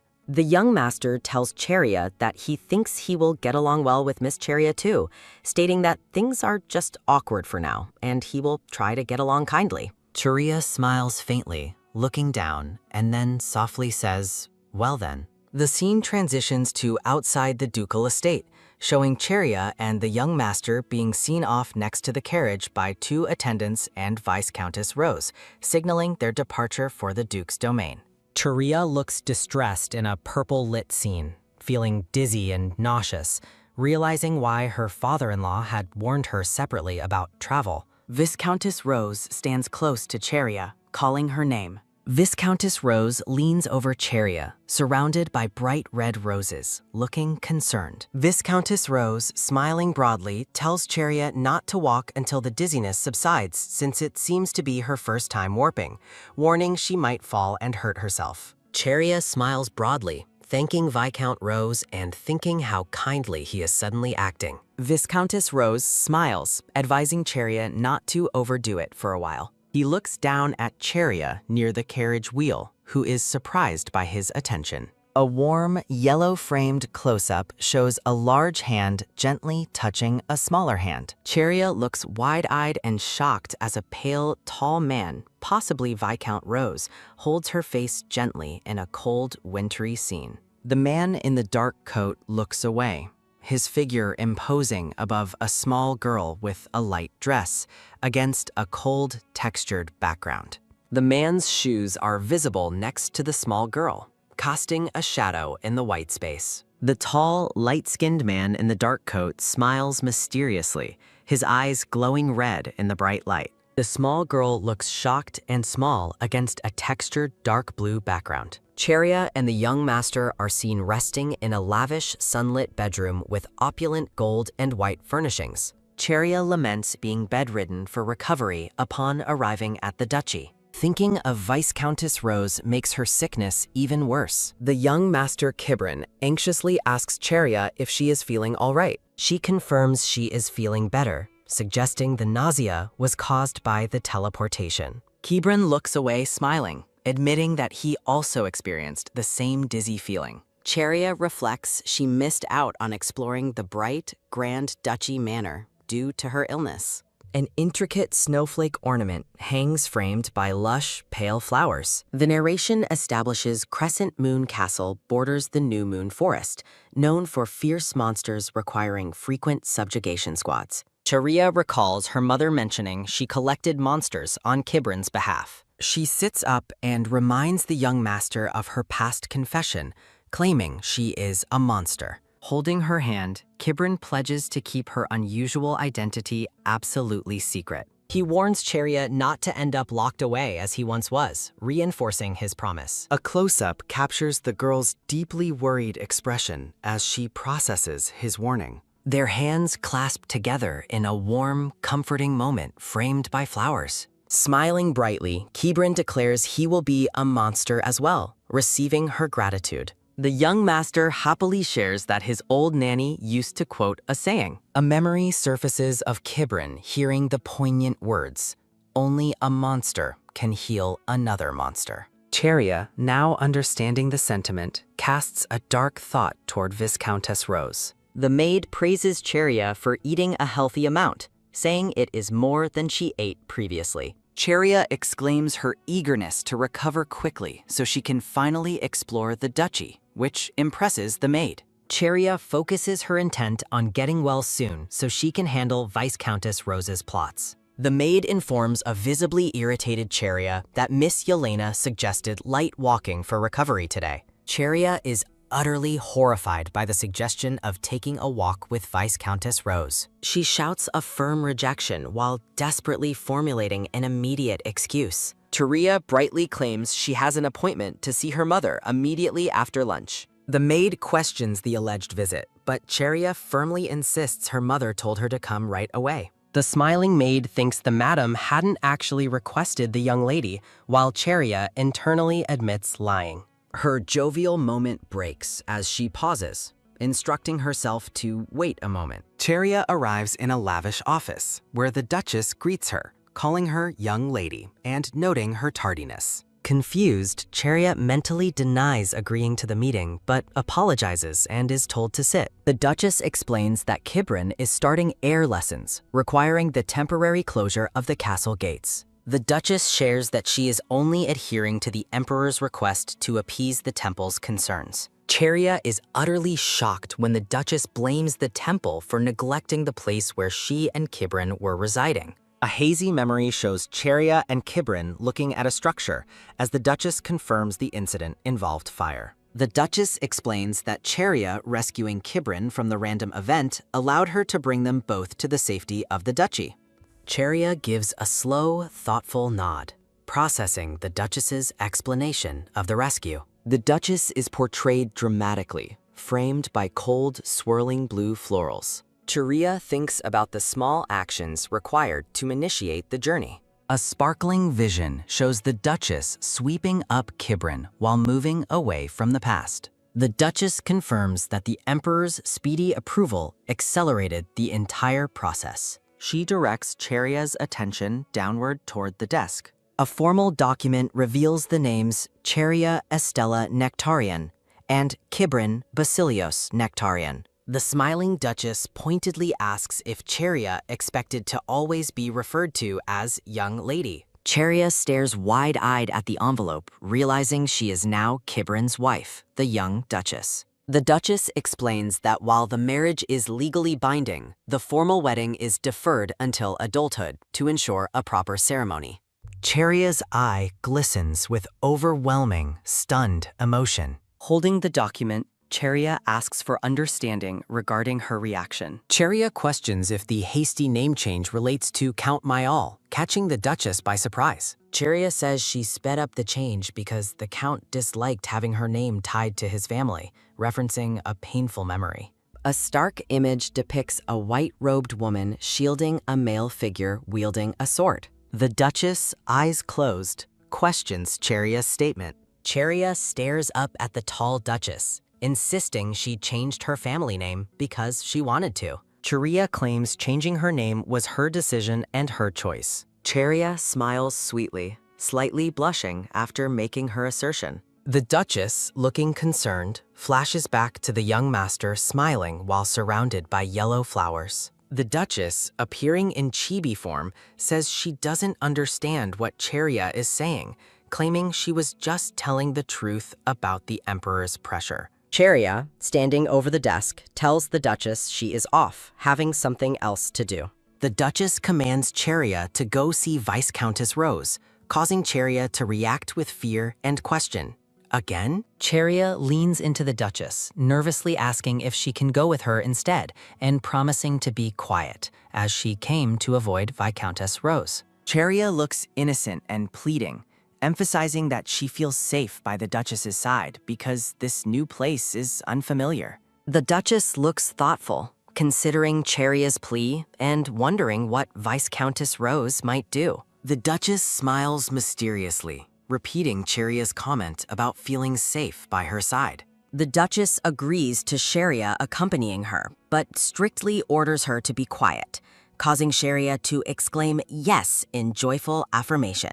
A meeting is underway where a standing man states that monster attacks have been too frequent and they urgently need additional troop support, suggesting the Duke should step in. A dramatic panel shows a monstrous figure surrounded by glowing red magic stones, stating that monsters with special abilities are a good source for obtaining valuable red magic stones that can be used later. A shower of gold coins falls from a glittering pouch, surrounded by shining yellow roses. Cheria sits quietly at the table, looking subdued.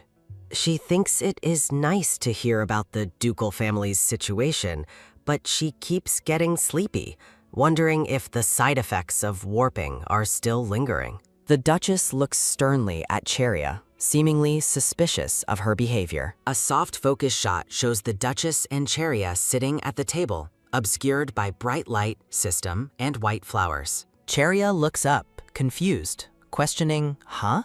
The Duke appears in a bright, glowing moment, looking kindly at Cheria. Cheria looks at the Duke, asking if she fell asleep, and apologizes for waking him despite trying to be quiet. Cheria looks around, touching her face, seemingly waking up fully. Sharia realizes the heavy cloth covering her belongs to her mother and notes it has a nice scent. Cheria looks delighted, thinking her mother is truly the best for covering her with her outer robe, while the young master moves around behind her. The Duke, standing over the bed, puts a large red bow in Cheria's hair, declaring, "Here, this is a gift." The young master asks Cheria if she was out somewhere while she touches the bow in her hair. Cheria replies that she was out just for fun, while the young master looks annoyed, noting Cheria's mother was working the whole time. The young master asks Cheria if she isn't going to look around the castle, noting there is more to see than at the townhouse, which Cheria agrees to do,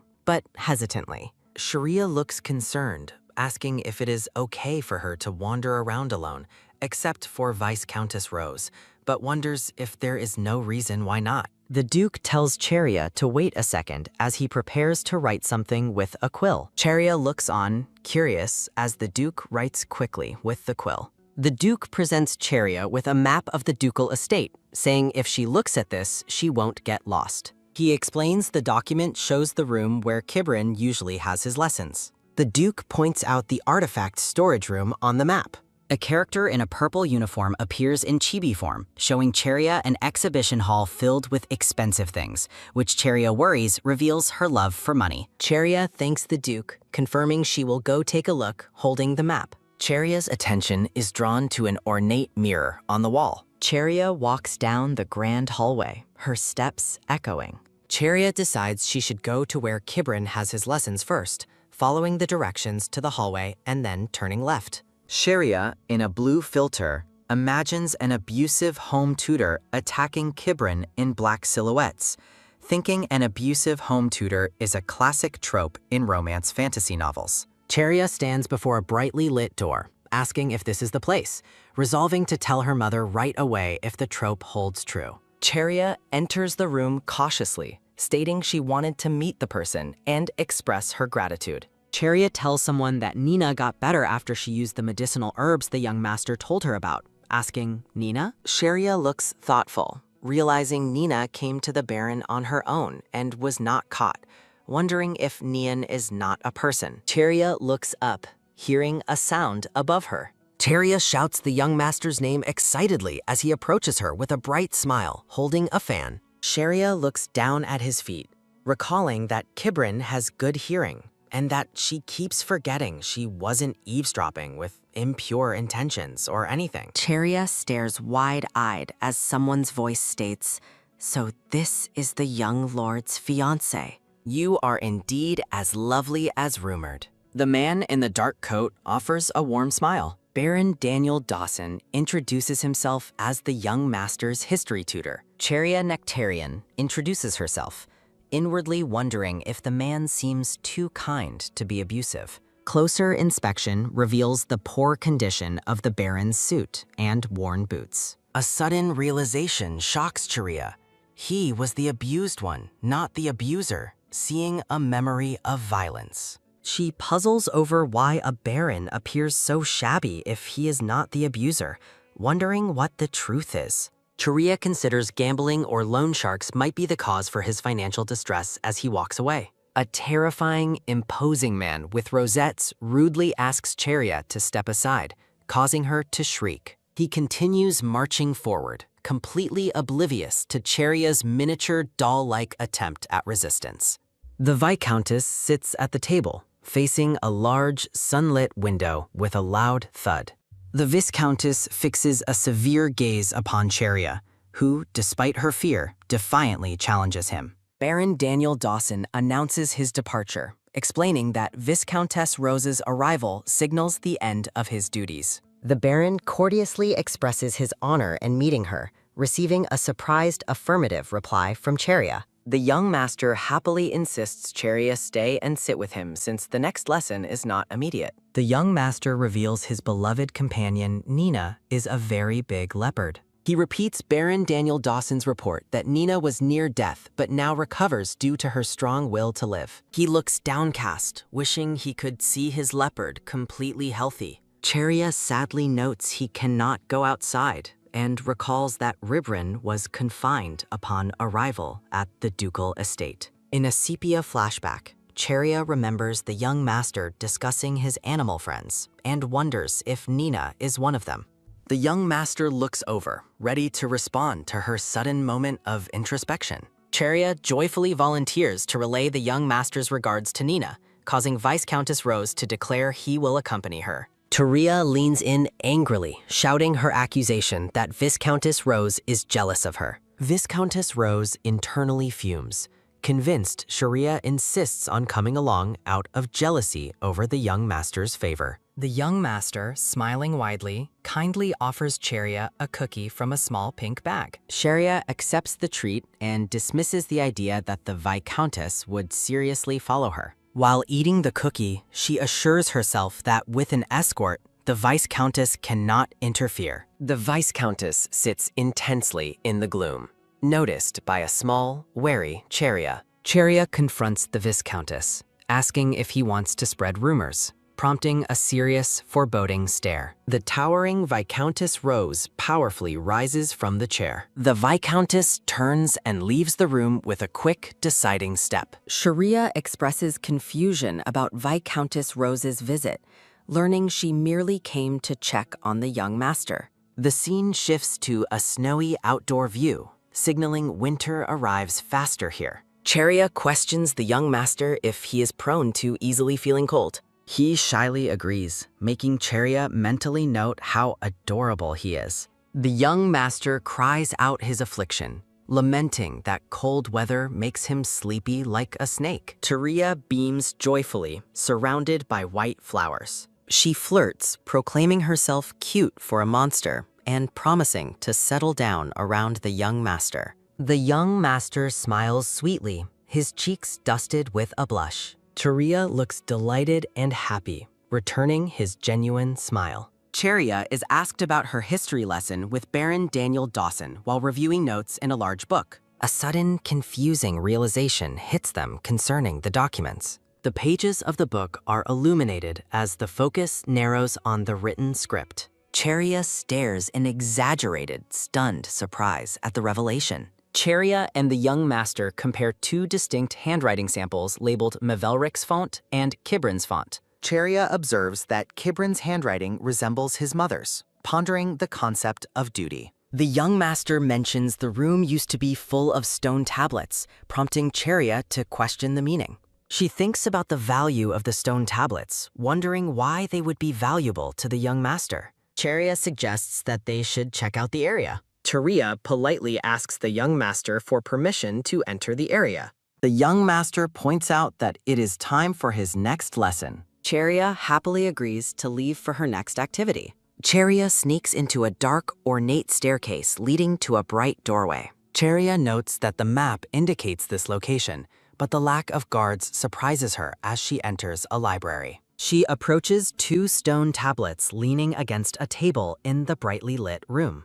Cheria looks inquisitively at the stone tablets in the library. Cheria recognizes the writing as character preferences, thinking the odd message must be a code. A handsome man in a blue coat, Emile, surprises Cheria, asking if she came to look around. Emile, surrounded by a magical aura, reveals he manages the Duke's family's artifact storage room. Cheria introduces herself, causing Emile to remark that she reminds him of someone. Emile tells her to call him Emile and asks if she has found anything interesting yet. Cheria points at the stone tablets, questioning their nature. Emile smiles, explaining the markings are not ancient script. Cheria is shocked to realize she can read the text, which contains personal preferences like likes glasses and dislikes lies. She is stunned that she can read the text just fine. Emile dismisses the tablets, suggesting they examine more fun artifacts. He shows Cheria a jewelry-like artifact in a box.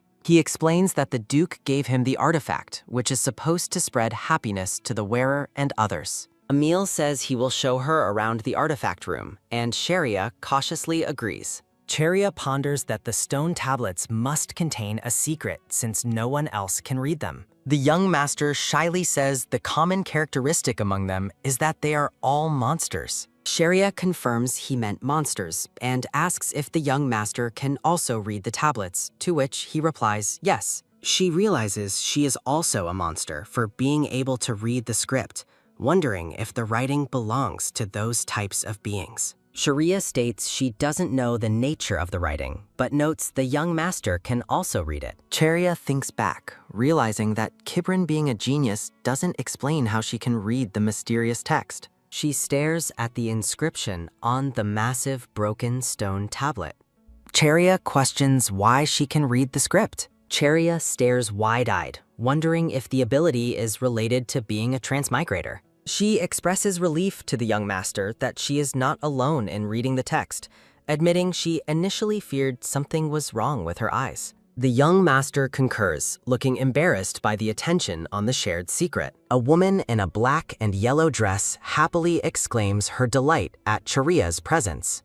The young master smiles brightly amongst white and green flowers. Cheria looks pleased, smiling to herself. She loudly expresses joy about his feelings. The young master announces their lessons are finished and suggests dinner in the dining hall. Cheria happily agrees to go to the dining hall. 2 days later, Cheria is traveling in a carriage with Viscountess Rose, having gotten permission from the Baron and her mother. Cheria is surprised that she is traveling only with Viscountess Rose and no knight. A decorative shot shows leafy branches framing a bright, open area. Viscountess Rose asks why she would need a knight when she is with him, provoking Cheria to ask if he intends to be her bodyguard, while he replies that he might if he feels like it. Cheria reflects that the Duke and Duchess approved of anyone who wouldn't treat the young master as a monster, suggesting they know Viscountess Rose is unusual.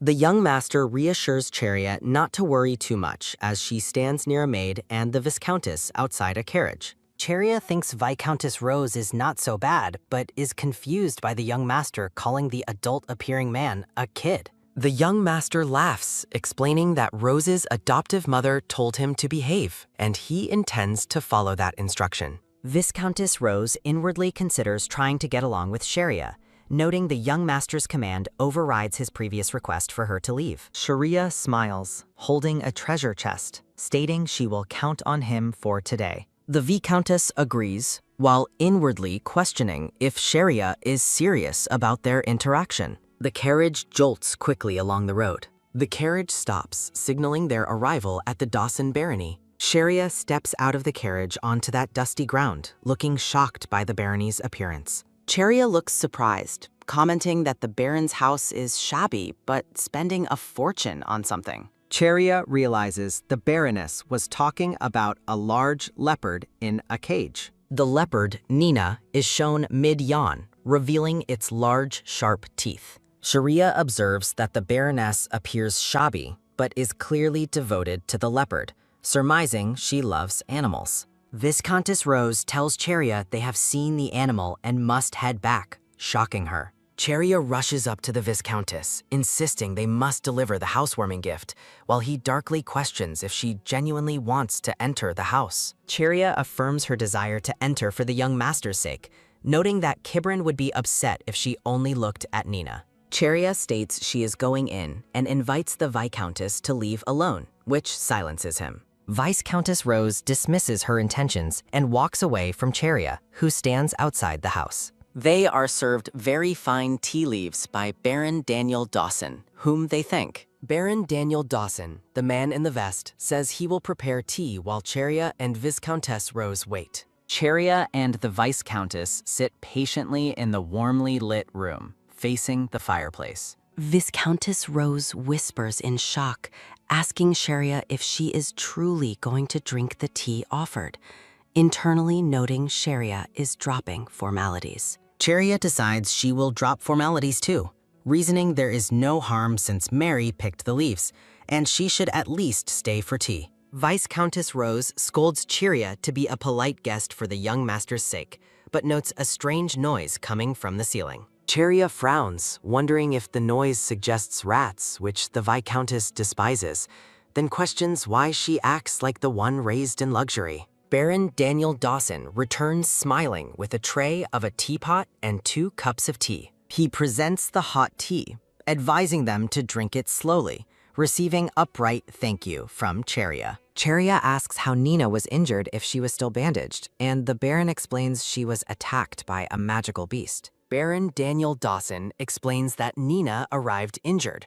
remembering his scent from when he helped her mother give birth. He recalls Nina's severe condition, fearing she would not survive the injuries. A sepia flashback shows the young Baron Daniel Dawson standing near a tall man, holding a packet. A close-up shows the injured and bandaged Nina inside a cage. Baron Daniel Dawson smiles confidently, saying Nina only needs a few more months of treatment.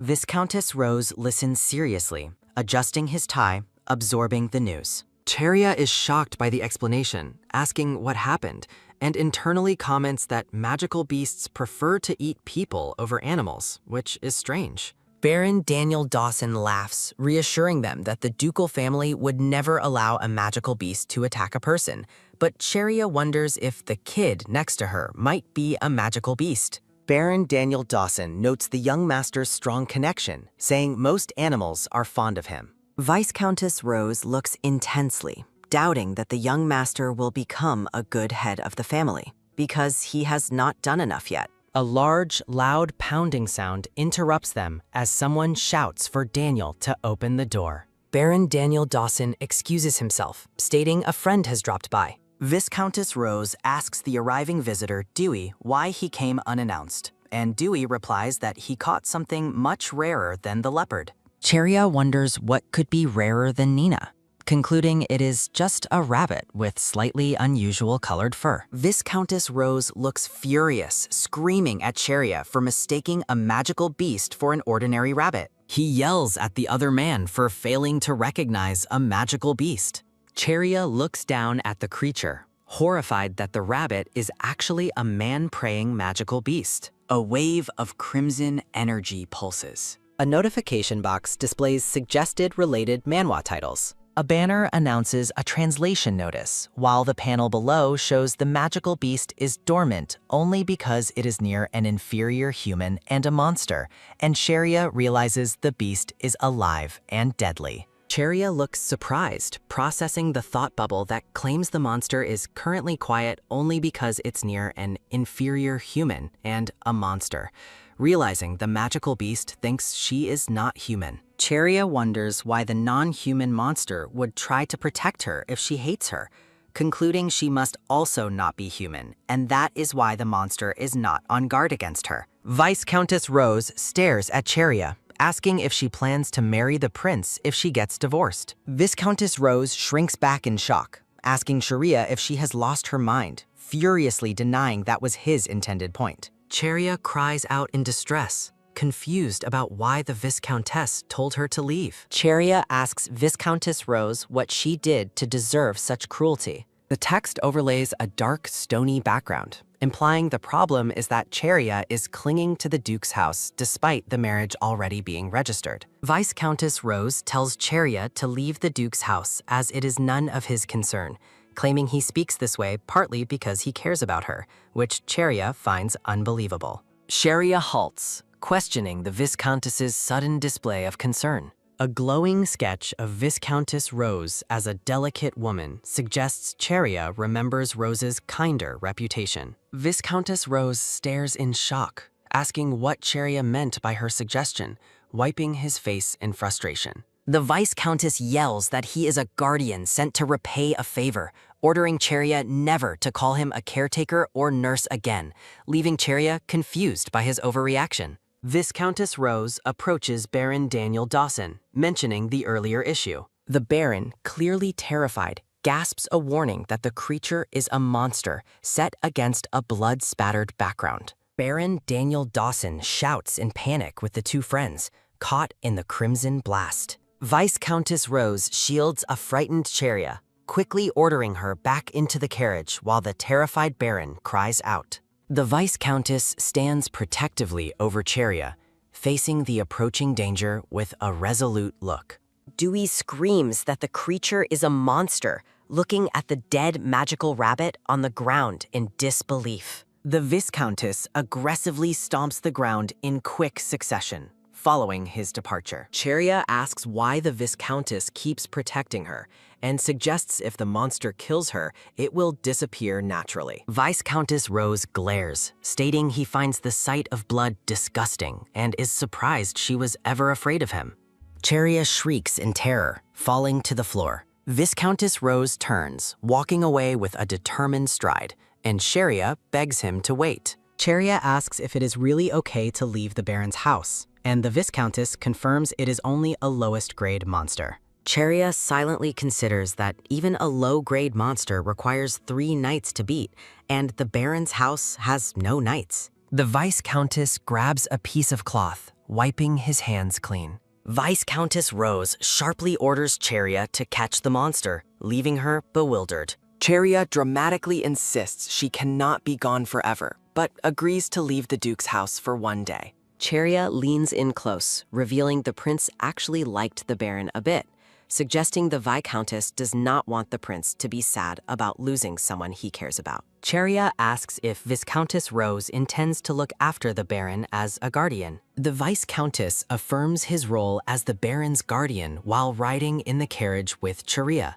Viscountess Rose sighs heavily, burying his face in his hand. A close-up shows the Viscountess looking intense and dangerous. A frantic commotion occurs as a small figure is chased by a fierce magical beast while Cheria watches. Cheria's eye widens in horror at the chaos unfolding. The Viscountess stares fiercely, surrounded by red energy. The magical creature bursts in a flash of power. Baron Daniel Dawson, looking dazed, stares in confusion at the sudden lack of threat. Viscountess Rose is seen sitting next to Cheria, stating the creature moved far away, prompting Cheria to ask if he wanted it completely dead. Cheria gasps, noting that blood splatter is inappropriate for a 10-year-old to witness. The Viscountess softly touches Cheria's hand, confirming his promise to protect her. Cheria tells Viscountess Rose he is annoying when he speaks, but is otherwise okay as a person.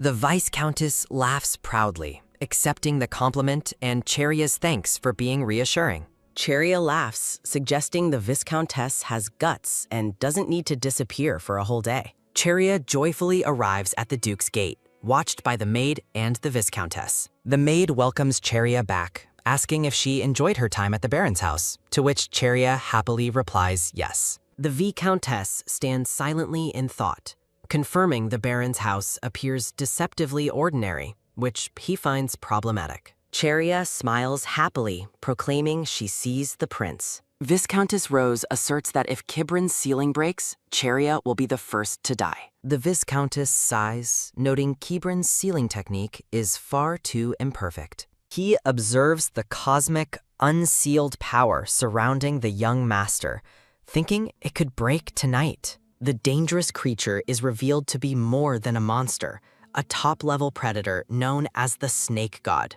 and other disaster-bringing names. The Viscountess regrets using that curse back then. Viscountess Rose stares sternly while the young master is surrounded by maids, looking excited by something. The Viscountess thinks they should have left the Baron and his friends afraid. He regrets not solidifying the idea that the 2 locations are equally dangerous. The Viscountess notes that it is too late now, but that tactic would have been safer. The Viscountess watches Cheria and the young master talk excitedly. He reluctantly concedes that the present Kibrin is a tame child. Cheria smiles brightly, admitting this observation is true. The Viscountess worries about what will happen if Kibrin regains memories of his past life as a snake. The frame features advertising for other manhwa and recruitment notices. Baron Daniel Dawson apologizes to the Duchess for the incident, but she replies, Cheria is safe, so it is fine. The Duchess sternly assures the Baron that his friend who brought in the monster will face consequences according to the investigation. The Duchess asks the Baron if he is still living in the slums with that monster animal, unchanged from before. Cheria inwardly notes she should protest the slum remark, but interrupts, saying the leopard's name is Nina, asking if she is still an animal. The Duchess taps a quill on a document covered in tiny writing. The Duchess smiles knowingly, saying Kibrin wants to see Nina too, suggesting moving the animal to the duchy would be better for both. Baron Daniel Dawson looks overjoyed that the duchy would take the leopard, expressing his gratitude. The Baron kneels in front of the Duchess, thanking the Lord of Crescent Moon Castle and New Moon Forest. Cheria asks her mother what it means to be monsterized. Her mother explains the leopard was half-eaten or gave half her flesh to a monster, leaving Cheria confused about the difference. The Duchess explains that if bitten by a monster, one usually dies instantly, but sometimes they can absorb the monster's power, which is what happened to Nina. The young master affectionately presses his cheek against the leopard's face, displaying their bond. Cheria smiles warmly at the bond between the young master and the leopard. The Grand Duke's castle is visible in a snowy environment. An image of wintry branches announces that winter has come to the duchy. The young master beams, proudly holding a vase of red roses, announcing he is finished arranging the flowers. Cheria thanks the young master, admitting she is bad at flower arranging, but he quickly compliments her skill at making knot decorations. The young master smiles, lamenting his struggle with a single assignment and hoping Baron Linton realizes his lack of talent soon. A mysterious person thinks about the inevitability of the Baron figuring out the young master's truth, sighing that it is already too late. Cheria looks puzzled as whispering sounds fill the room around her and the young master. The young master explains that a letter has arrived from the temple. Cheria looks shocked, questioning the letter's origin. The Grand Duke warns the attendant not to open the castle gates while they are away. Cheria asks her mother if she is returning to the forest again.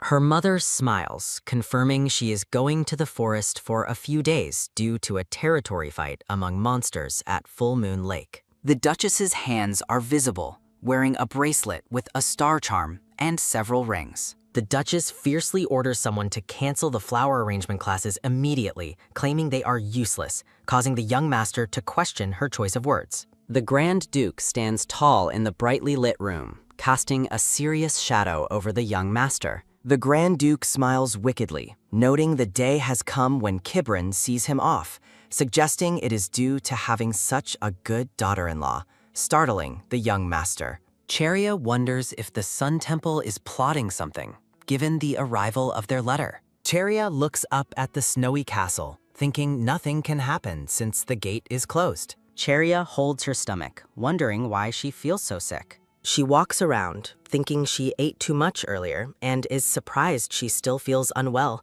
resolving not to wake Yelena at this hour. Cheria stares at the maids, asking if the visitors still have not left, while the maid complains they are causing trouble demanding entry to avoid divine wrath. Cheria realizes 2 high priests have arrived, noting their rudeness and deducing that their presence is why she feels sick. She ponders why high priests with strong divine power have come. Cheria debates whether to go back to her room or retreat to the top floor to get further away from the divine power. The young master appears, rubbing his eyes, asking why Cheria is awake so late. Cheria explains she just woke up too, agreeing they both should be sleeping. Cheria suggests they sleep together, asking if the young master dislikes sleeping alone. The young master and Cheria smile at each other, happy about the arrangement. The window looks out onto the night sky as Cheria gets ready for bed.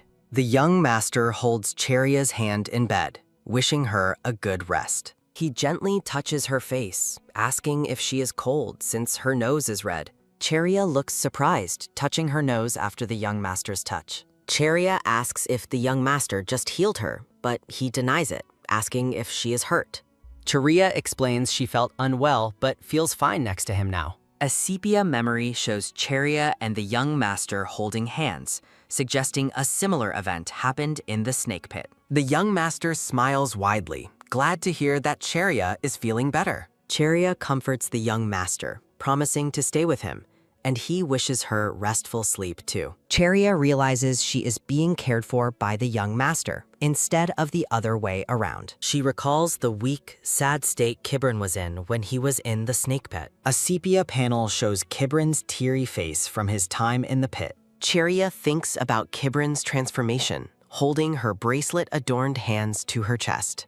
The young master and Cheria smile softly at each other in a peaceful moment. Cheria, in the magnificent snow-white castle, asks what happened after the high priests arrived. An aide in ornate robes reports that the high priests were not allowed in because the castle was securely locked. Viscountess Rose grumbles that His Holiness asked the Saintess for a favor, thinking the old man should come himself. Viscountess Rose admits the high priest has a point, noting it is suspicious that a chronically sick child is suddenly doing well. The Duchess instructs the man to relay a message, touching her chin thoughtfully. The Duchess is shown sitting regally, concluding that the Saintess wants to check on Kibrin herself. A recruitment notice is displayed for translators, proofreaders, and editors. Viscountess Rose mentions the two high priests begged for 2 hours to be let in while having a snack. The Viscountess rests outside, saying Mara was very angry and threatened revenge for ignoring the Duke's house. The Viscountess sits on a pillow, holding Cheria back while she tries to fight, confirming he no longer pretends to be a nanny. The Viscountess relaxes, concluding he no longer needs to pretend to be a nanny. A soft image shows Cheria holding the Viscountess's hand, feeling they have grown closer. Cheria realizes the Viscountess might be more capable and decent than she thought, then shrieks, seeing a bug. Viscountess Rose snaps up, alarmed, demanding to know what is wrong, and Cheria shouts about a bug. A finger points to an adorable little worm, which Cheria identifies as a bug. The worm is launched into the air by an angry Cheria, as the Viscountess cowers, terrified. Cheria scolds the Viscountess for panicking over a bug when he can make a monster disappear. Viscountess Rose insists the bug is gross, inwardly commenting that an inhuman being clinging to a child because they are scared of a bug is creepy. The Viscountess, shown in chibi form, reluctantly admits Cheria is more amazing than he thought, but feels embarrassed by his fear. Viscountess Rose scoffs, asking why Cheria is so impressed when any servant could have caught the bug. Cheria asks if that is why he wasn't getting along with the servants, as they all seem to like her. Viscountess Rose reveals he put a spell on the servants to make them friendly. He explains he did it so they would feel closer to him and less afraid of Kibrin. Cheria contemplates how the kid told her everything so easily, wondering if he is trying to scare her. A vibrant blue, abstract background creates a sense of magical distortion. The Viscountess abruptly asks Cheria why she is not afraid of him. Cheria suggests it's because he did not use his magic on the Duke and Duchess, noting he let her off easily. Cheria makes a challenging expression towards the Viscountess. The Viscountess looks shocked, realizing Cheria knew he wasn't human and wasn't scared. Cheria smiles slyly, questioning how the Viscountess knew she knew he wasn't human. The Viscountess states humans cannot perform amazing feats like making monsters disappear or casting spells, suggesting she is not human. Cheria accepts the compliment and tells the Viscountess not to worry, claiming she wouldn't kill him even if he left the Duke's house. The Viscountess touches Cheria's head, asking her to keep his secret, noting that casting spells again is a hassle. Cheria asks if he used the spell to disguise his gender, surprising him. Cheria asks the Viscountess why he sees her the way he does, looking surprised by the question. The Viscountess looks intense, surrounded by a fierce orange aura, demanding Cheria answer him. He presses Cheria, asking why he would have put a spell on her, and whether she thinks he is actually a monster. Cheria is saved by the sudden arrival of the young master, expressing relief while the Viscountess scoffs. Cheria asks the young master if his swordsmanship lessons are finished. The young master answers yes, noting it has gotten colder outside. Cheria glances away as the young master looks down, admitting they decided to take a break from lessons. Cheria notices Kibrin's burn scar is still present on his hand, and that he grimaces when gripping hard. Cheria contemplates that the inhuman being cannot heal the scar, which likely requires temple healing. Cheria looks surprised as she approaches the magic artifact room door, preparing to use magic. Emil asks Cheria what brings her to the artifact room, and she says she is worried about the young master's hand wound. Cheria asks if the wound is hard to heal with magic, and Emil replies he can help somewhat, but not as well as a priest. Emil looks disappointed, mentioning the young master kept refusing his help. Cheria wonders why Kibrin refused help, thinking Emil wouldn't mind helping his future lord. Cheria asks Emil to infuse some magic into an object, promising to persuade Kibrin to use it. Emil agrees, saying he would be grateful if she did. Emil performs a magical infusion over an ornate floor. Emil asks Cheria if she has ever perceived anything differently than others, like the way she sees him. Cheria reflects on the stone tablets she can read and Viscountess Rose's true form. Cheria states she sees many things differently from others, holding the young master's hand in a flashback. The young master looks distressed in the monochromatic flashback. Emil states that even if he did see things differently, he would probably pretend not to. Emil mentions that in the dark city he lived in, heads of talkative people rolled around like children's toys, which shocks Cheria. Cheria looks serene, realizing the implications of Emil's environment.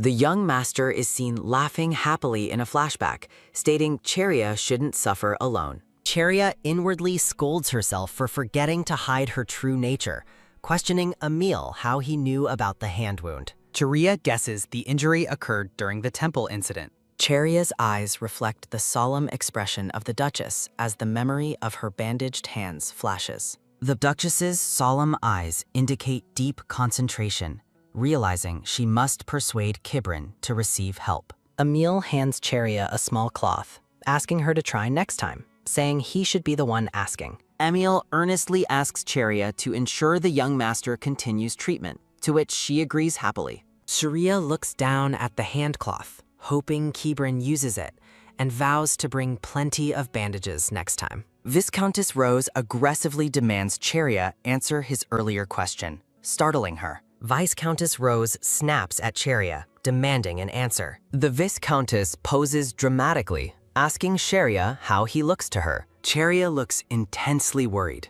wondering if the temple called her because they suspect she is the same kind of snake as Kibrin. Cheria looks shocked as a man in white ornate clothing appears, denying her implication. The man ponders that the Duke might suspect Cheria adapted so well for reasons other than being a spy. Cheria, blushing with fear, meekly denies being a snake. Cheria realizes Kibrin had powers in the novel, thinking if she were a snake, she would have powers too. Cheria furiously yells at the woman, comparing herself to a useless human who was shunned by her family. Cheria claims she wanted to check for scales immediately, and asks if the woman is worried she will tarnish her reputation as a second snake. The woman smiles brightly, confirming she only suddenly became the young lady because she must be a monster. Cheria is terrified, realizing the woman might be raising her as a sacrifice. Cheria glares, asking the woman if she is truly going to keep running her mouth just because she's a saintess. The saintess says she is surrounded by people who bow and give her money,